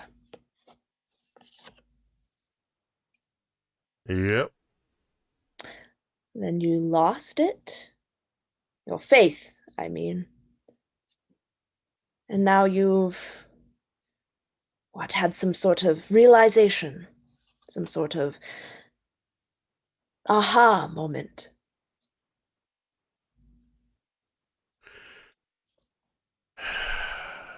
The truth be told, I don't think I ever lost my faith. I think Shantae stepped aside and gave me the room to figure out where it was I needed to go and who I needed to be, and gave me the time to realize that it was with her and under her graces that I truly belonged.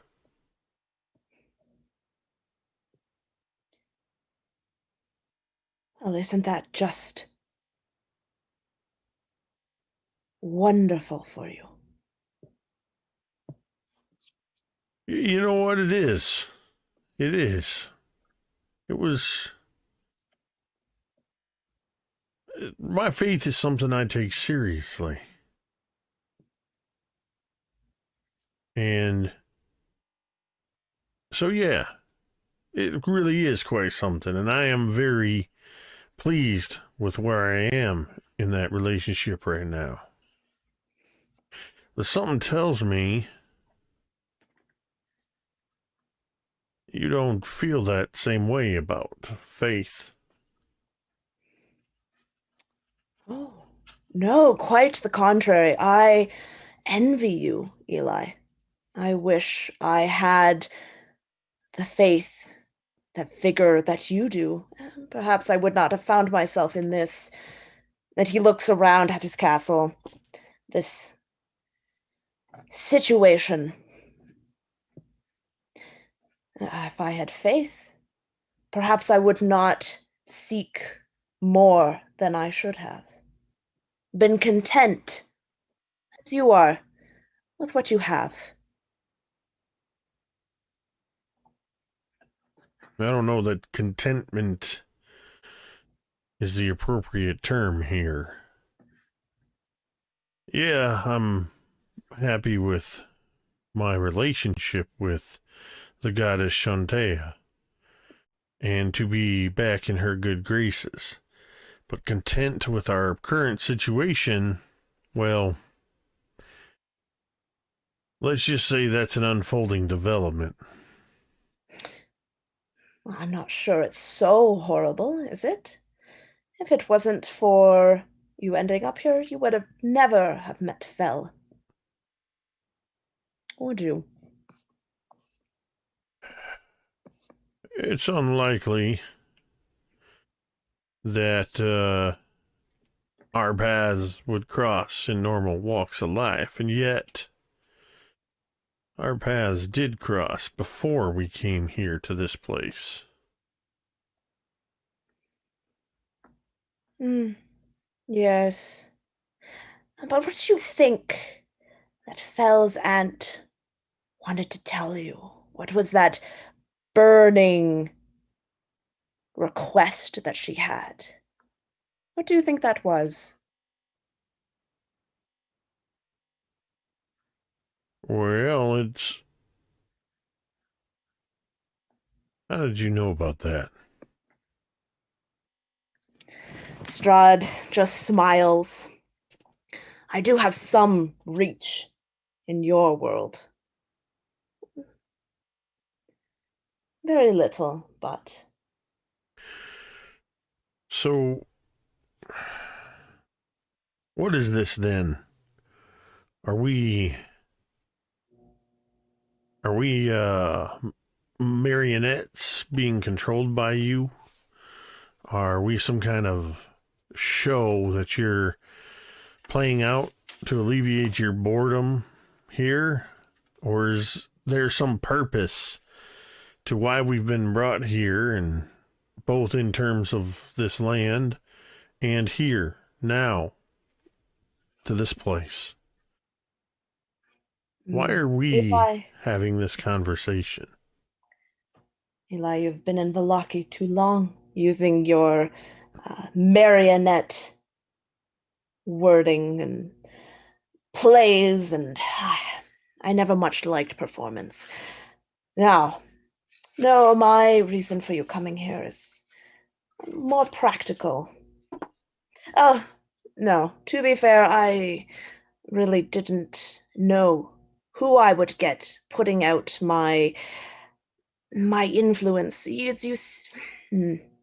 How is the best to describe this?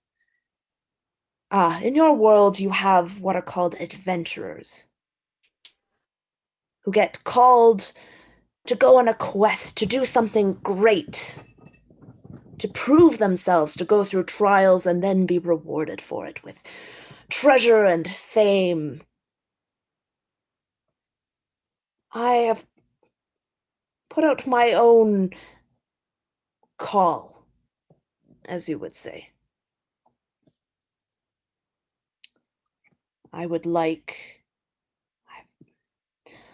those who are the strongest, who have proved themselves, to help me with something very, very important. And that is to get out of this place. And you four, I have the pleasure of saying, have come the farthest of all the others.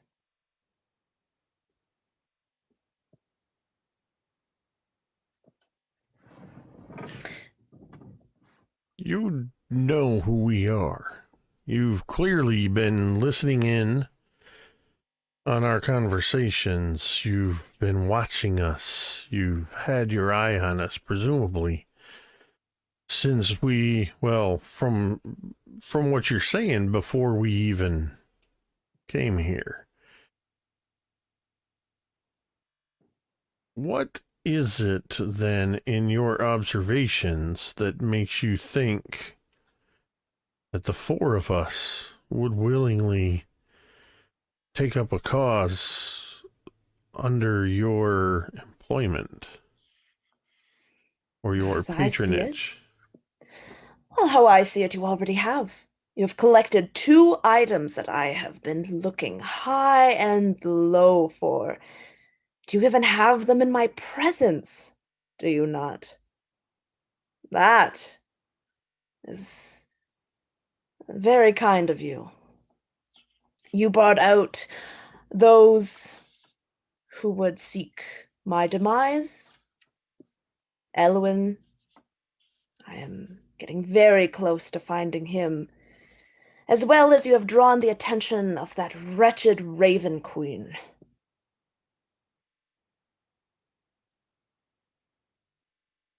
So, Eli, you have done a great deal for me already, and I have to thank you.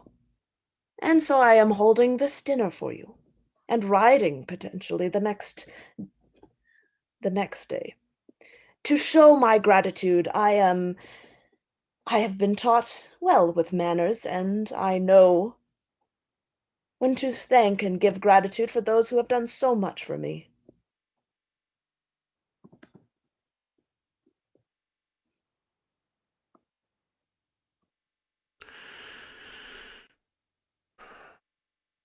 So it would appear that everything that we've been doing is in alignment with your own goals.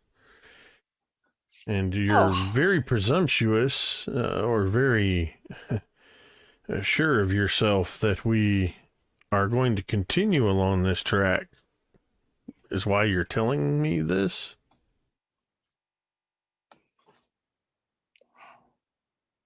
Sometimes it is nice to have an intelligent back and forth, but you always have to value the simple people.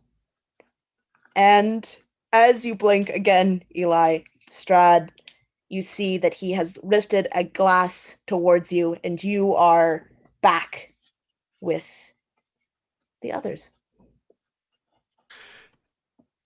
Appearing once again, well, not appearing, but by my eyes, I guess Fel would just hear me under my breath, just, that son of a bitch. Did he just call me dumb? Yeah, he is a son of a bitch.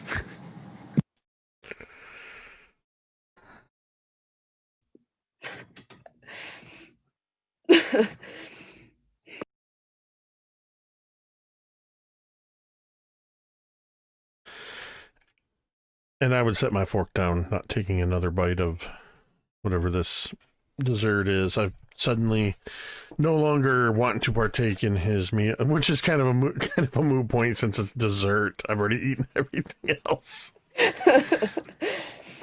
I'm mad, and I won't eat the rest of your treat. Or your coffee. Yeah. Wait, there's coffee? Yes, in fact. After a bit of time, Strahd just, I bore of this. You, and he gestures to the other guests, may leave. And those, the five others, including Elizabeth and the Vixen, all leave.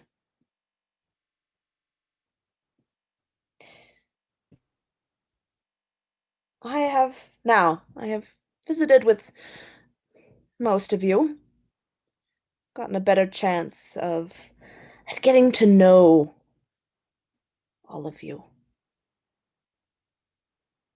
I'm sure altogether you must have questions.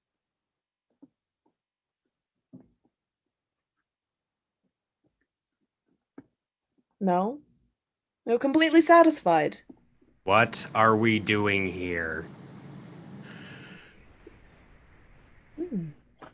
Eli can tell you that, can't you?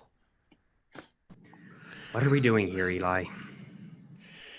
Well, it seems as though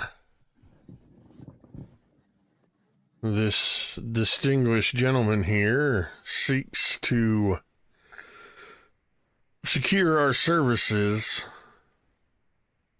on some grand quest working under his patronage. Because it would appear that we've been working towards his own goals all along.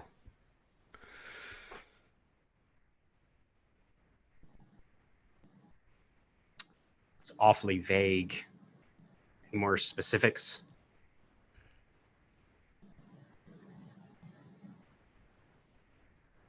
He wants out of this place.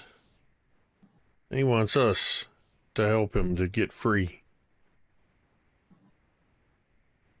And she will look very reluctantly over to Strahd. And how are we supposed to do that? Well, as far as I can reckon, to be honest, I must show my hand a little bit here and say that I truly do not know the end game of escape. But what I would say is just keep doing what you have been. I am merely here to help you along and to thank you for doing so much for me. Are you familiar with Madame Ava of the Vistani? We are quite, close, you could say. How so? I have known Madame Eva even before I was cursed to this land. So she is a friend, an ally, it sounds like, of yours? No, we do not see eye to eye on many things. Though she is quite, her and her people make such good wine, don't you think? They do. I guess I'm a little confused, and she'll look around to the others. You don't know how to get out of here, as you've established, as you told us. You think we can help you get out of here, but you don't know what the end game is going to look like. But you think that by gathering the rest of whatever it is we're looking for, that's going to help. Yes, I mean, there's a few things that I know that I obviously can't tell you, but you have the gist. I guess I'm not seeing why we should cooperate with you if we're just going to be doing the same thing we've been doing, potentially. Though now maybe even that's in question, since apparently we are playing right into your hands, as it were. Well, you want to escape as well, don't you? Yes. So do I. We have a mutual goal.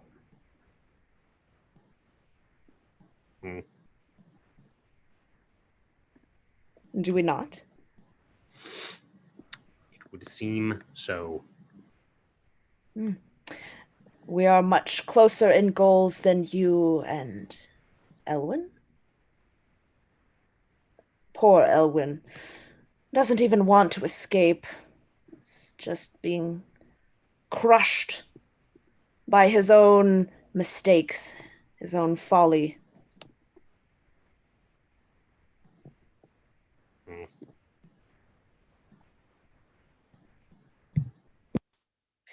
I know you have met him, though unfortunately, I don't know what you have talked about. That blasted elf has done quite a good job of hiding you from me for a time. Must be awfully frustrating not being as all-seeing as you normally are. It is, to be quite honest with you. Good. Pettiness. It's not something I pinned you for, Vel. Well, maybe we aren't so similar after all. Carla, Jean, do you all have any questions for our host? I think I'm about done talking to him.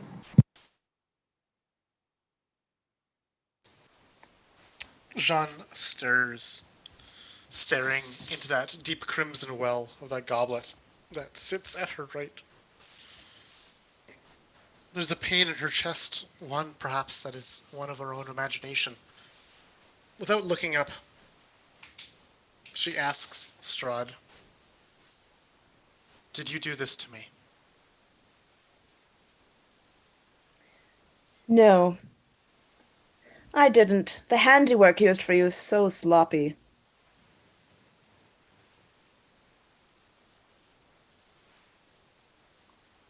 Insight check on that, maybe? Yep, Cool. for sure.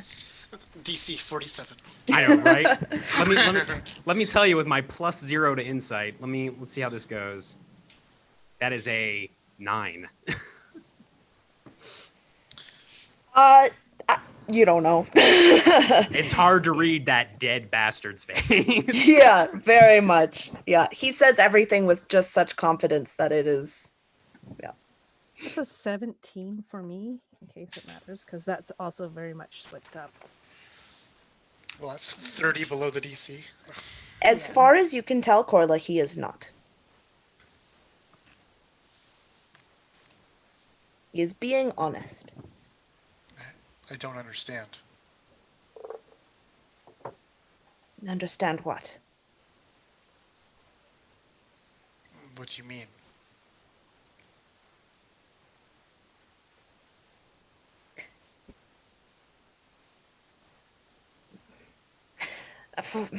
Forgive me, Jean.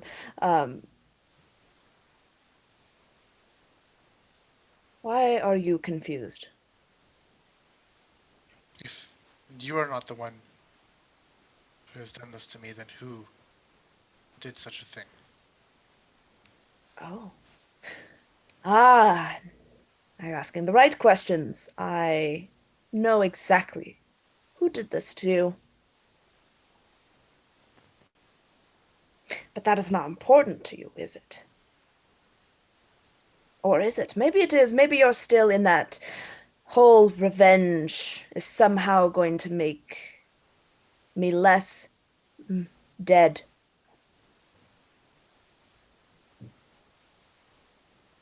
It's not, And by the way. you can... There's like an actual tangible like gut punch that just happened from those words that Strahd did. Like there's a freeze frame of Jean just like dying inside when he makes that comment. And this almost like causes her to socially recoil from this.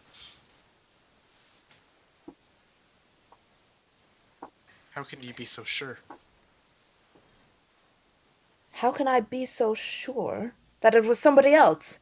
I No, would think no, I would no. know if I hadn't done it. No, you daft idiot.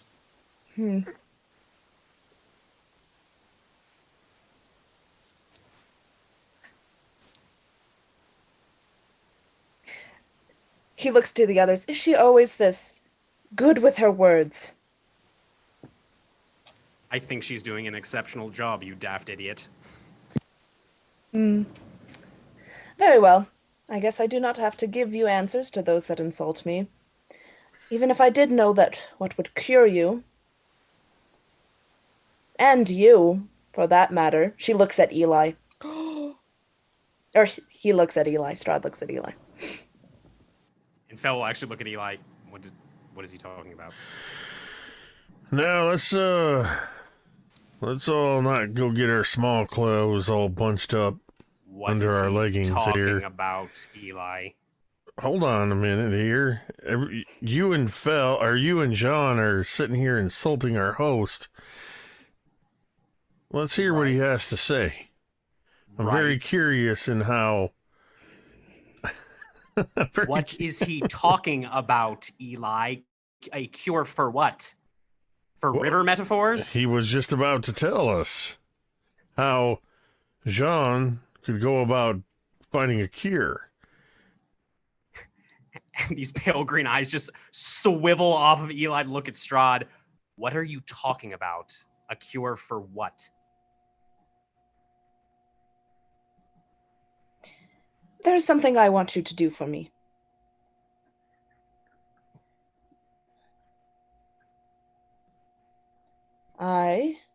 There is somebody who has been in my way for quite a while. He is not like you. He is proving to be more of a problem than I originally thought. In fact, you have already met him. I want him gone. Tell me what you mean by curing Eli first. And maybe we will consider it. Phil, we can talk after dinner. Who is it?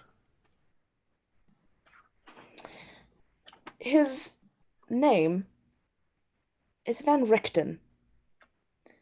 He is known very well as a vampire hunter.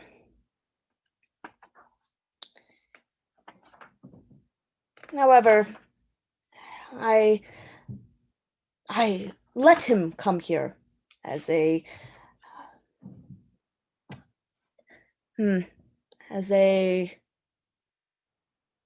for fun, for how would you say it? For sport. But you would probably know him better as... Oh, wait, one second. Rictavio. Yeah, yeah, there we go. Okay. I was like, is that right? No, yeah, that is. As Octavio, the one with the monkey who told you all about the Society of the Golden Wolf. He is proving quite elusive to me, and proving to be more trouble than he is worth.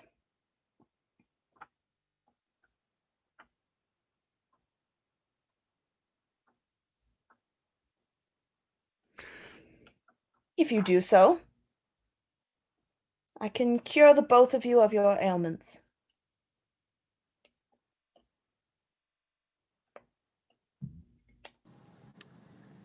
It would help to know what the ailments were.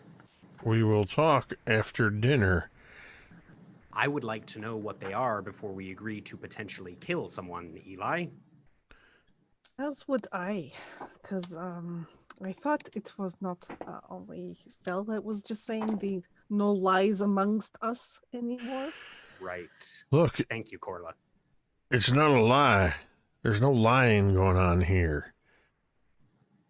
A lie of omission is still a lie, Eli, so what is he talking about? All right, you want to do this now? I was waiting until a more tactful time. Excuse me while I disrobe at your dinner table. And I stand up and I undo the collar and everything, and I sort of I pull off my jacket and just throw it over the chair, and then I start undoing my shirt, So that's loose enough. And then just kind of basically pull down my shirt over my shoulders and turn so the others can see on the back side of my neck where there's probably swollen puncture wounds, bruised flesh around it.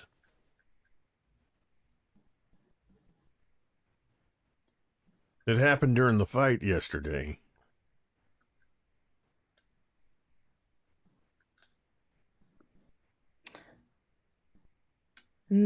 Oh dear. Why didn't you say anything?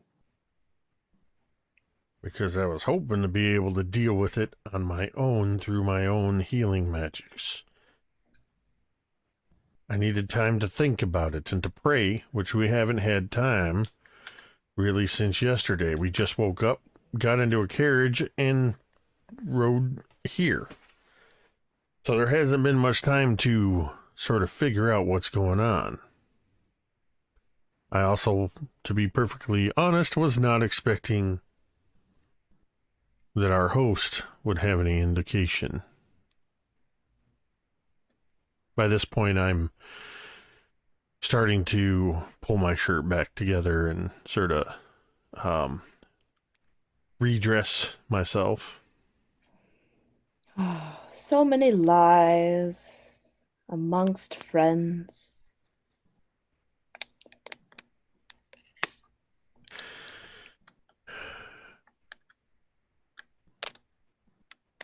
So, you've got us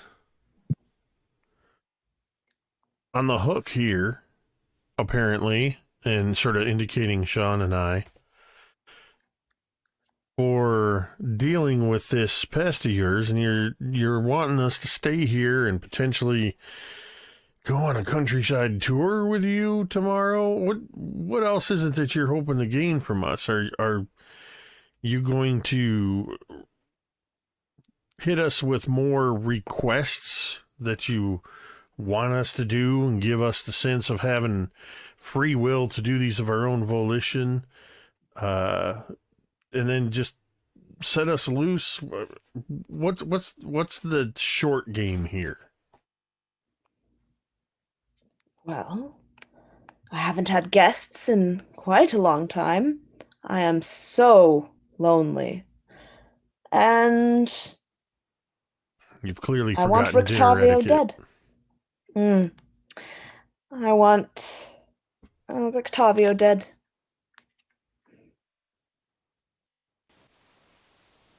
By what judgment?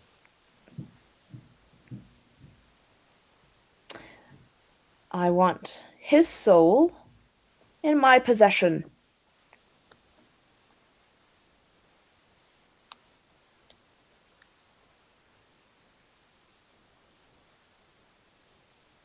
As what, a pet? A plaything? A bauble? A trinket? No, nothing that sinister there, Jean. He is proving to be a nuisance, and better to...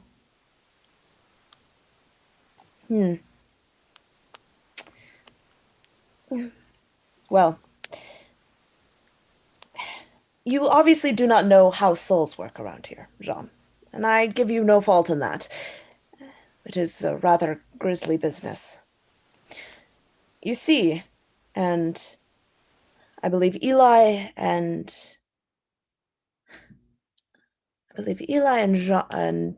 Jean heard this. I had told you that I am in possession of your souls at the moment. Maybe that Gleowin told you as well. You have heard this many times, so maybe you do understand.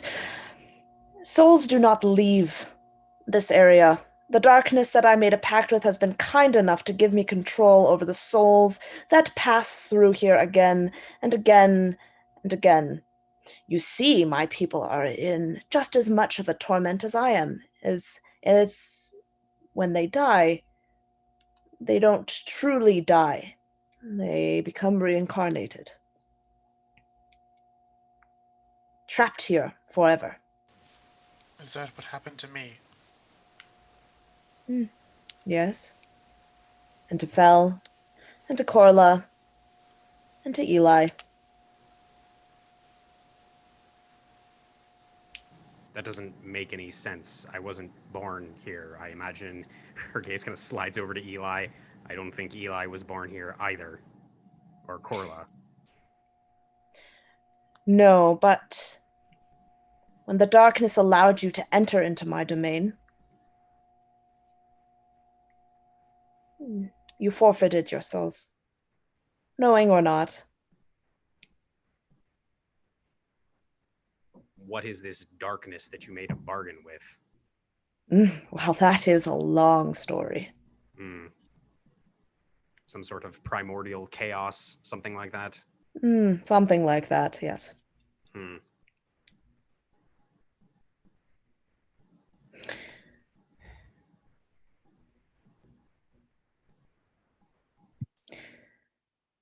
So if our souls are forfeit to you, why should we help? What is in it for us? I mean, our souls are gone, you say. Not gone. No. But not gone. ours. No, but as with anything in a locked cage, all you need is the key. And our soul goes with us? Or it stays and we go soulless? That is an experiment I still have not quite cracked yet. There is a certain unknown to all of this. As you see, only one person has managed to escape, and not fully.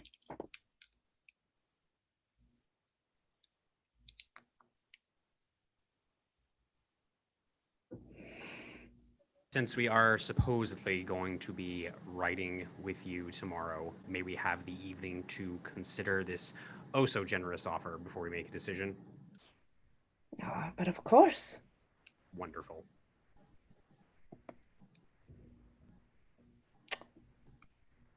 If you'll excuse me, I will attend to my other guest. You may find me in the ballroom. And he stands and leaves, and you are alone.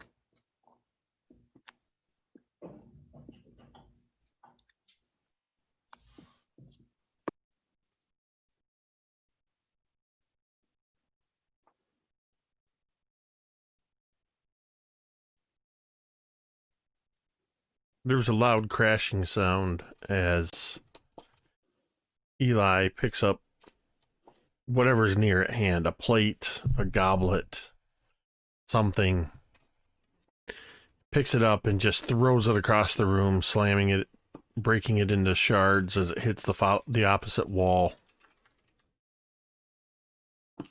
And then I sort of kick at and knock over the chair that I had been sitting in. Turning toward a window, stopping to stare at this window, fists clenched.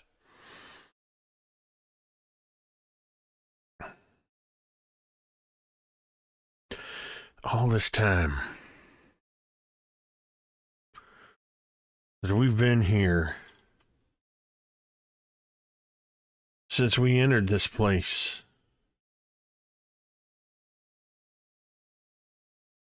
it's been what's been the point? Everything we've done has apparently not been by our own will, or he's bending us to his will. Doesn't matter. Whatever we do, he's got control of us. He is claiming our eternal souls.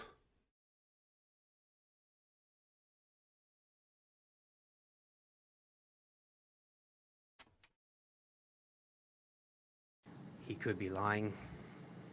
He's very confident. That doesn't mean he's telling us the truth. He knows a lot True. that he shouldn't know. Not even Strahd von Zarovich knows everything, contrary to what he seems to want us to believe.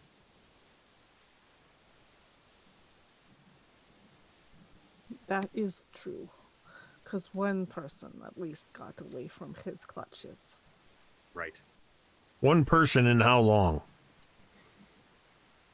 It's one more person than we knew about yesterday, or however long it's been. And we're looking at now, he's wanting us to take another person's life in exchange for our own, Sean and I. I'm on the verge of what I thought was something, a wound that needed a little extra time and potentially prayer and maybe some holy water, that potentially now I'm in the opening stages of what could end up, in no offense, Sean, but me becoming like her.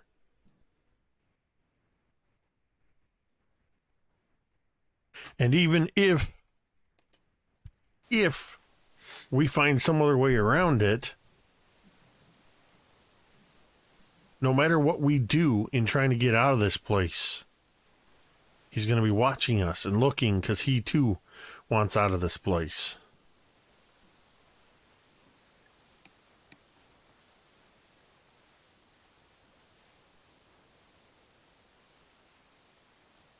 I got no metaphors, Phil. I got no platitudes. I got no colorful language other than to say we're screwed. This is...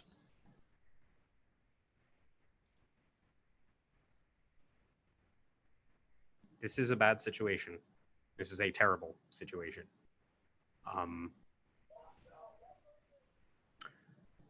I really wish you had said something, but it doesn't matter now. It is, she kind of smiles a little sadly. It is water under the bridge, as it were. So now we need to figure out what we are going to do. And you're right. He is going to be watching us. He's probably listening to us right now. But if we can find some way to play off of that overconfidence, that supreme arrogance that he has, this belief that he knows everything, that he sees everything, that he's everywhere all the time, we might be able to find a way to make this work. Admittedly, right now, I don't really know if we have another option apart from either working with him or not. Those are our two options right now.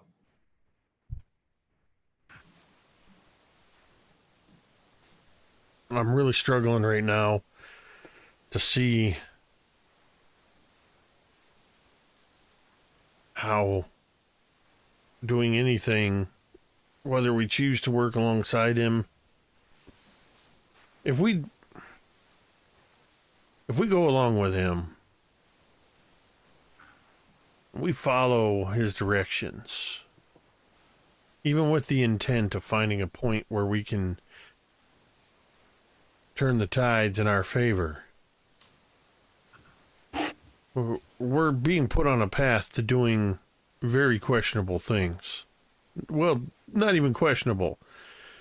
Things that we have already struggled with, killing people that even we thought deserved it at the time, in exchange for selfish needs, and in exchange for an end game that unleashes Strahd onto the worlds, onto other planes, onto our home plane. And if we refuse him, we've seen what he can do. We've seen what he's capable of. If we refuse him, what's to stop him from striking us down? Do we have the ability to deal with him right now? I think we have to, at least until we get out of this castle. If we can get out from under his thumb directly, then it gives us a little breathing room, not much, because he clearly has spies everywhere. If he knows about the conversations we've had by the fire, or the things we've talked about when we've rested in private, we don't have privacy here, but we'll have more privacy out there than we do in here. And just because we follow along with what he is wanting us to do, it doesn't mean we actually have to do it. We can move in that direction, But unless he has some ability to compel us to do what he wants against our will, we still have a choice. But I think right now we need to play along until we can get out of here. Out of the castle, I mean.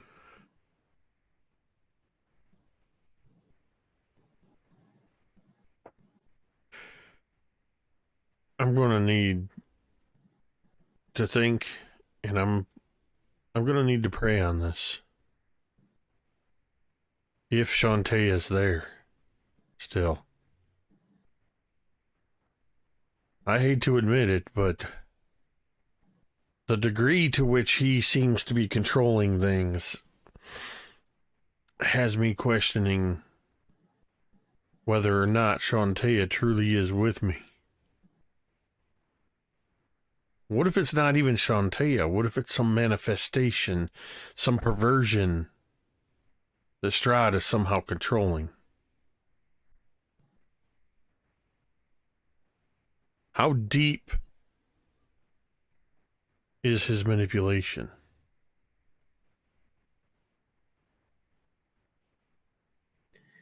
You said last night when you were talking about when you did what you did outside of the coffin maker's house, you said it felt more right than it ever had before. I don't think that's something even Strahd could imitate. I don't know about the rest of you, and she'll look to the others. None of this has felt right from the moment we stepped into this foyer. This place reeks of death and depravity, and even the food. It was. There is nothing right about this, Eli. I don't. You could be correct. It could be all a lie, but from what you described, I don't think it is.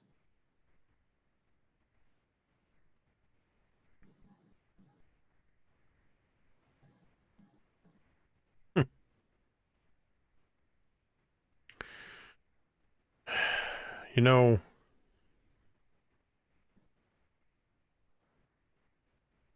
I once told the members of the congregation at the Temple of Shantae in Greenest a story about a farmer that had wrestled with demons that were trying to make him stray from the path. And how when he dedicated his life and his crops to Shantae, he went out behind his barn and he drove a wooden stake into the ground. He had carved the date that he had dedicated himself to Shantae. And any time he felt tempted or felt that these devils were trying to grab a hold or that his faith was being shaken, he could go out behind that barn. He could point at that stake in the ground and remind himself that on that day he dedicated himself to Shantae. And he need not doubt that. I don't know why, Phil, but your words have just reminded me of that. Maybe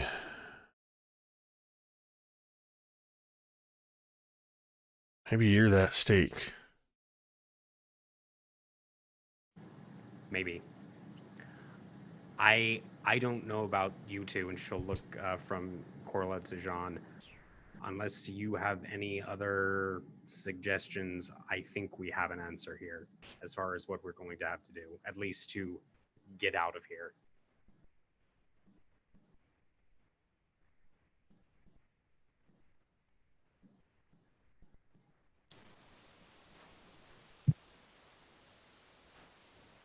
I'm just confused. Just disoriented. It's a fog. Not in my mind, but in the world around us.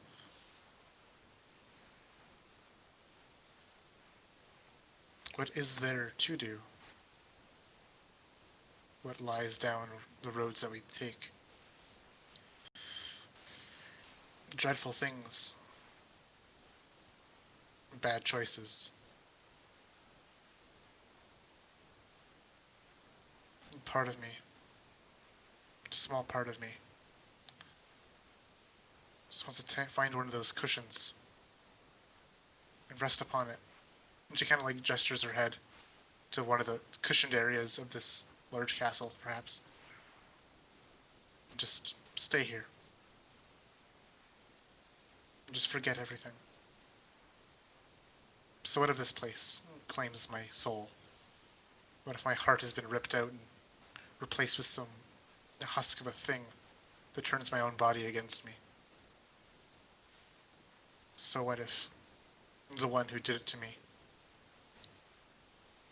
who ravaged my own body and soul, wanders free? And this strange hubris of a man denies any kind of aid to us. That's just... what is there to do here? In a prison world, where the only hope there is a faint glimmer, perhaps even just a story, a misunderstanding, a fable, a mistelling. I just can't fathom anything here. Anything.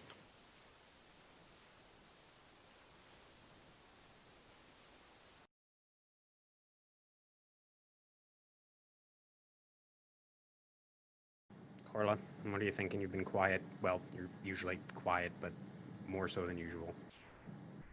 He plays games. He does. That we know. He needs us to get out of here. So we have that.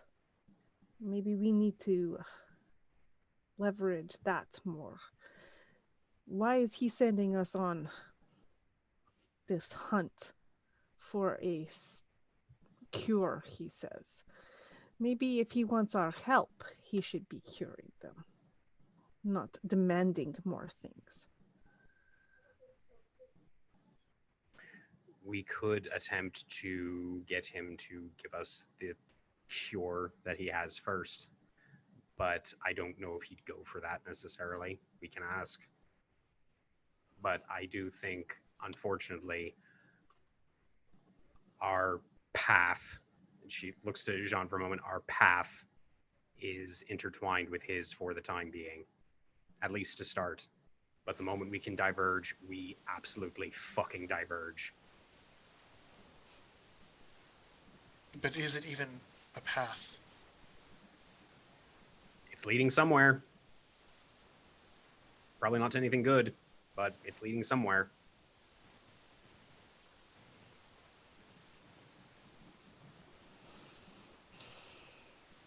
Phil's actually going to get up. She looks at you for a moment, Eli, and says, "Do not lie to me again. Do not lie to us again. Even if you think you can handle things yourself. I know this is uncomfortable and awful, but we are, the people in this room, we are all that we have right now." And she's actually going to turn. She's going to walk out and try and find where the ballroom is.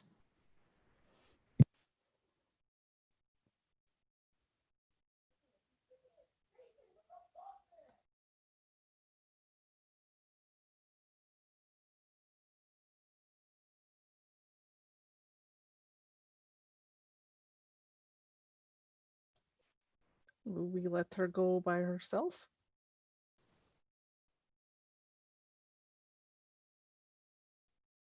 Well, we're in this together, and I guess we'll head off after Fel.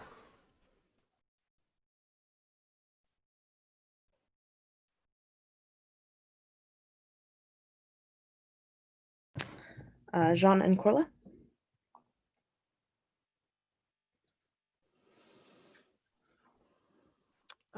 Corla would, I think, lingers if Jean is lingering, because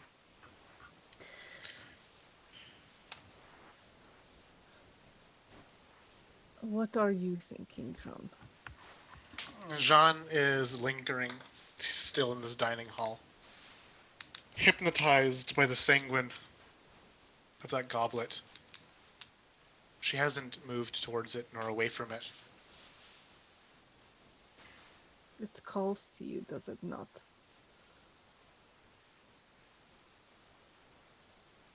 I don't understand.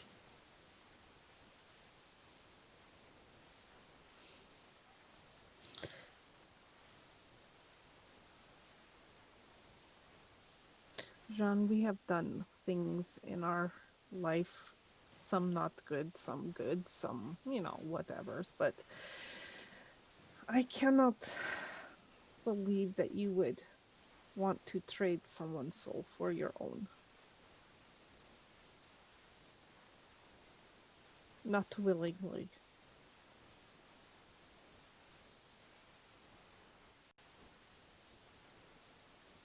Never. What he asks. That It's is not barbaric. you. Exactly.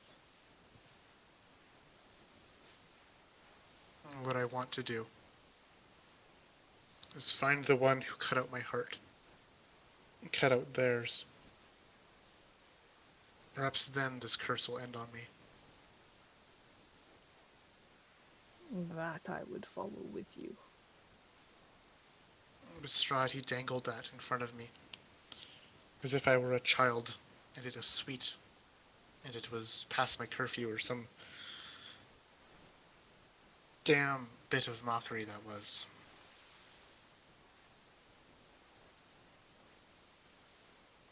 We need to learn to play his game. I don't want to play games with Strahd. No, neither do I, but this is like Mark.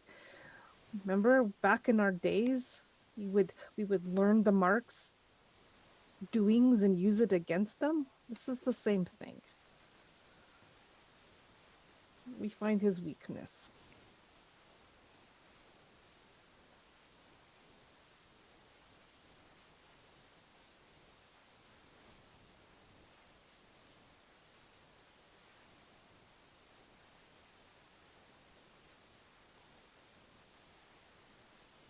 It calls to me. What does that make me? You have not answered.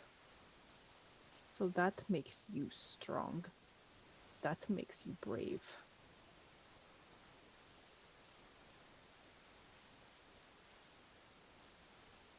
How long will I be able to stand strong and brave?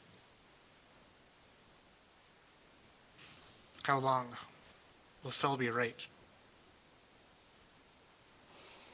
Do not worry about Fel right now. You stay you. And I will help you as much as I can. But who I am is being lost to me. John, damn it, I don't even know who I am. I'm being told here that my soul is not even my own. We can do this. We must do this. We can't just give up, because then he wins.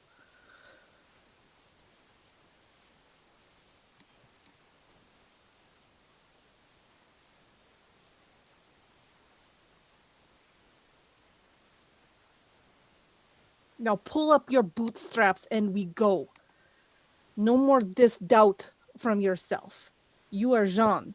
You are fierce, and we are going to find answers. Now let's go before they get in troubles. Very well. She'll scoot the chair along the floor, standing up from it. Very well. And as we leave this room, Jean lingers a little bit in the dining room, knowing that every step she takes is one more step away from that sanguine goblet. She has to pause at the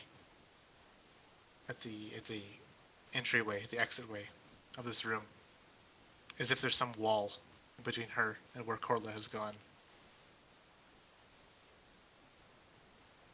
Her knuckles tighten, and she steps forward and continues to follow you, Corla. Fel and Eli, as you walk, you follow the carpeted, this velvet carpet, down the hall, and you can hear the music, the revelry, the laughing coming from the hall at the end where the two knights stand. And as you walk, the doors open for you, and beyond it you see a magnificent ballroom, bright with candlelight from a huge chandelier sitting in the middle of the room. You see musicians playing, you see people dancing. Strahd is among them, dancing with one of the vampires who had greeted you in the foyer. Strahd and this vampire seem to be happy, though you can see Strahd's eyes looking away from his dance partner to you as soon as you enter the room.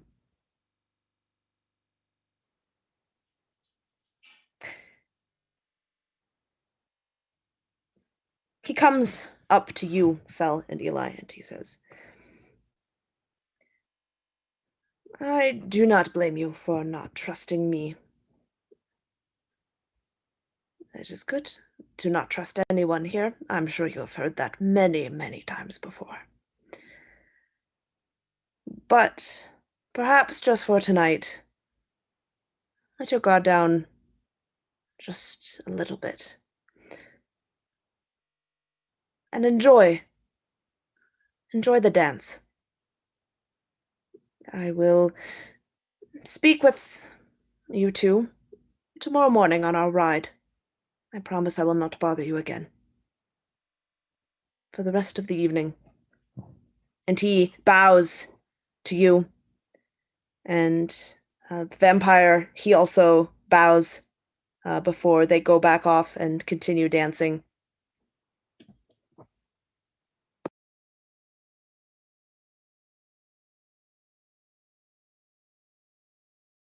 Phil will kind of glance over to Eli for a moment and just say, Did you want to dance? We don't have to. I would be honored. And I'll just sort of place one hand, my left hand behind my back, sort of at the small of my back, bend slightly at the waist as I hold my hand out in a sort of bow for you to take my hand. And Fel will actually look genuinely surprised. She says, That's actually very good. For someone that spent most of, his time on the road, yes. And she'll kind of like curtsy and take the hand and kind of guide Eli out into to the dance floor. It's mad, just a little awkward. She's probably about a foot and a half or so taller than he is, but they make do, I imagine. You dance, and the music swells and crescendos. The music is quite beautiful, quite haunting, but not in a sad, melancholy way, but like a forest. And as Jean and Corla, you enter, you see Strahd break from his partner again and head towards you, Jean. Puts out a hand towards you. Bowing, he says, I have not yet had the chance to speak with you. Would you like to dance?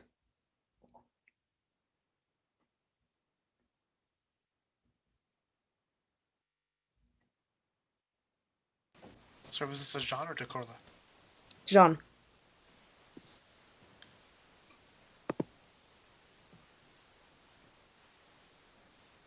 I'm not feeling well. Pardon me. Do you move away, or are you just standing there? Yeah, she'll move away. If you were to look back at Strahd, you would see there is genuine surprise there.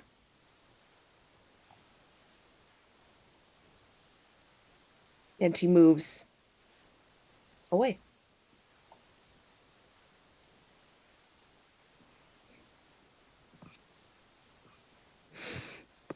And that is where we are going to end tonight.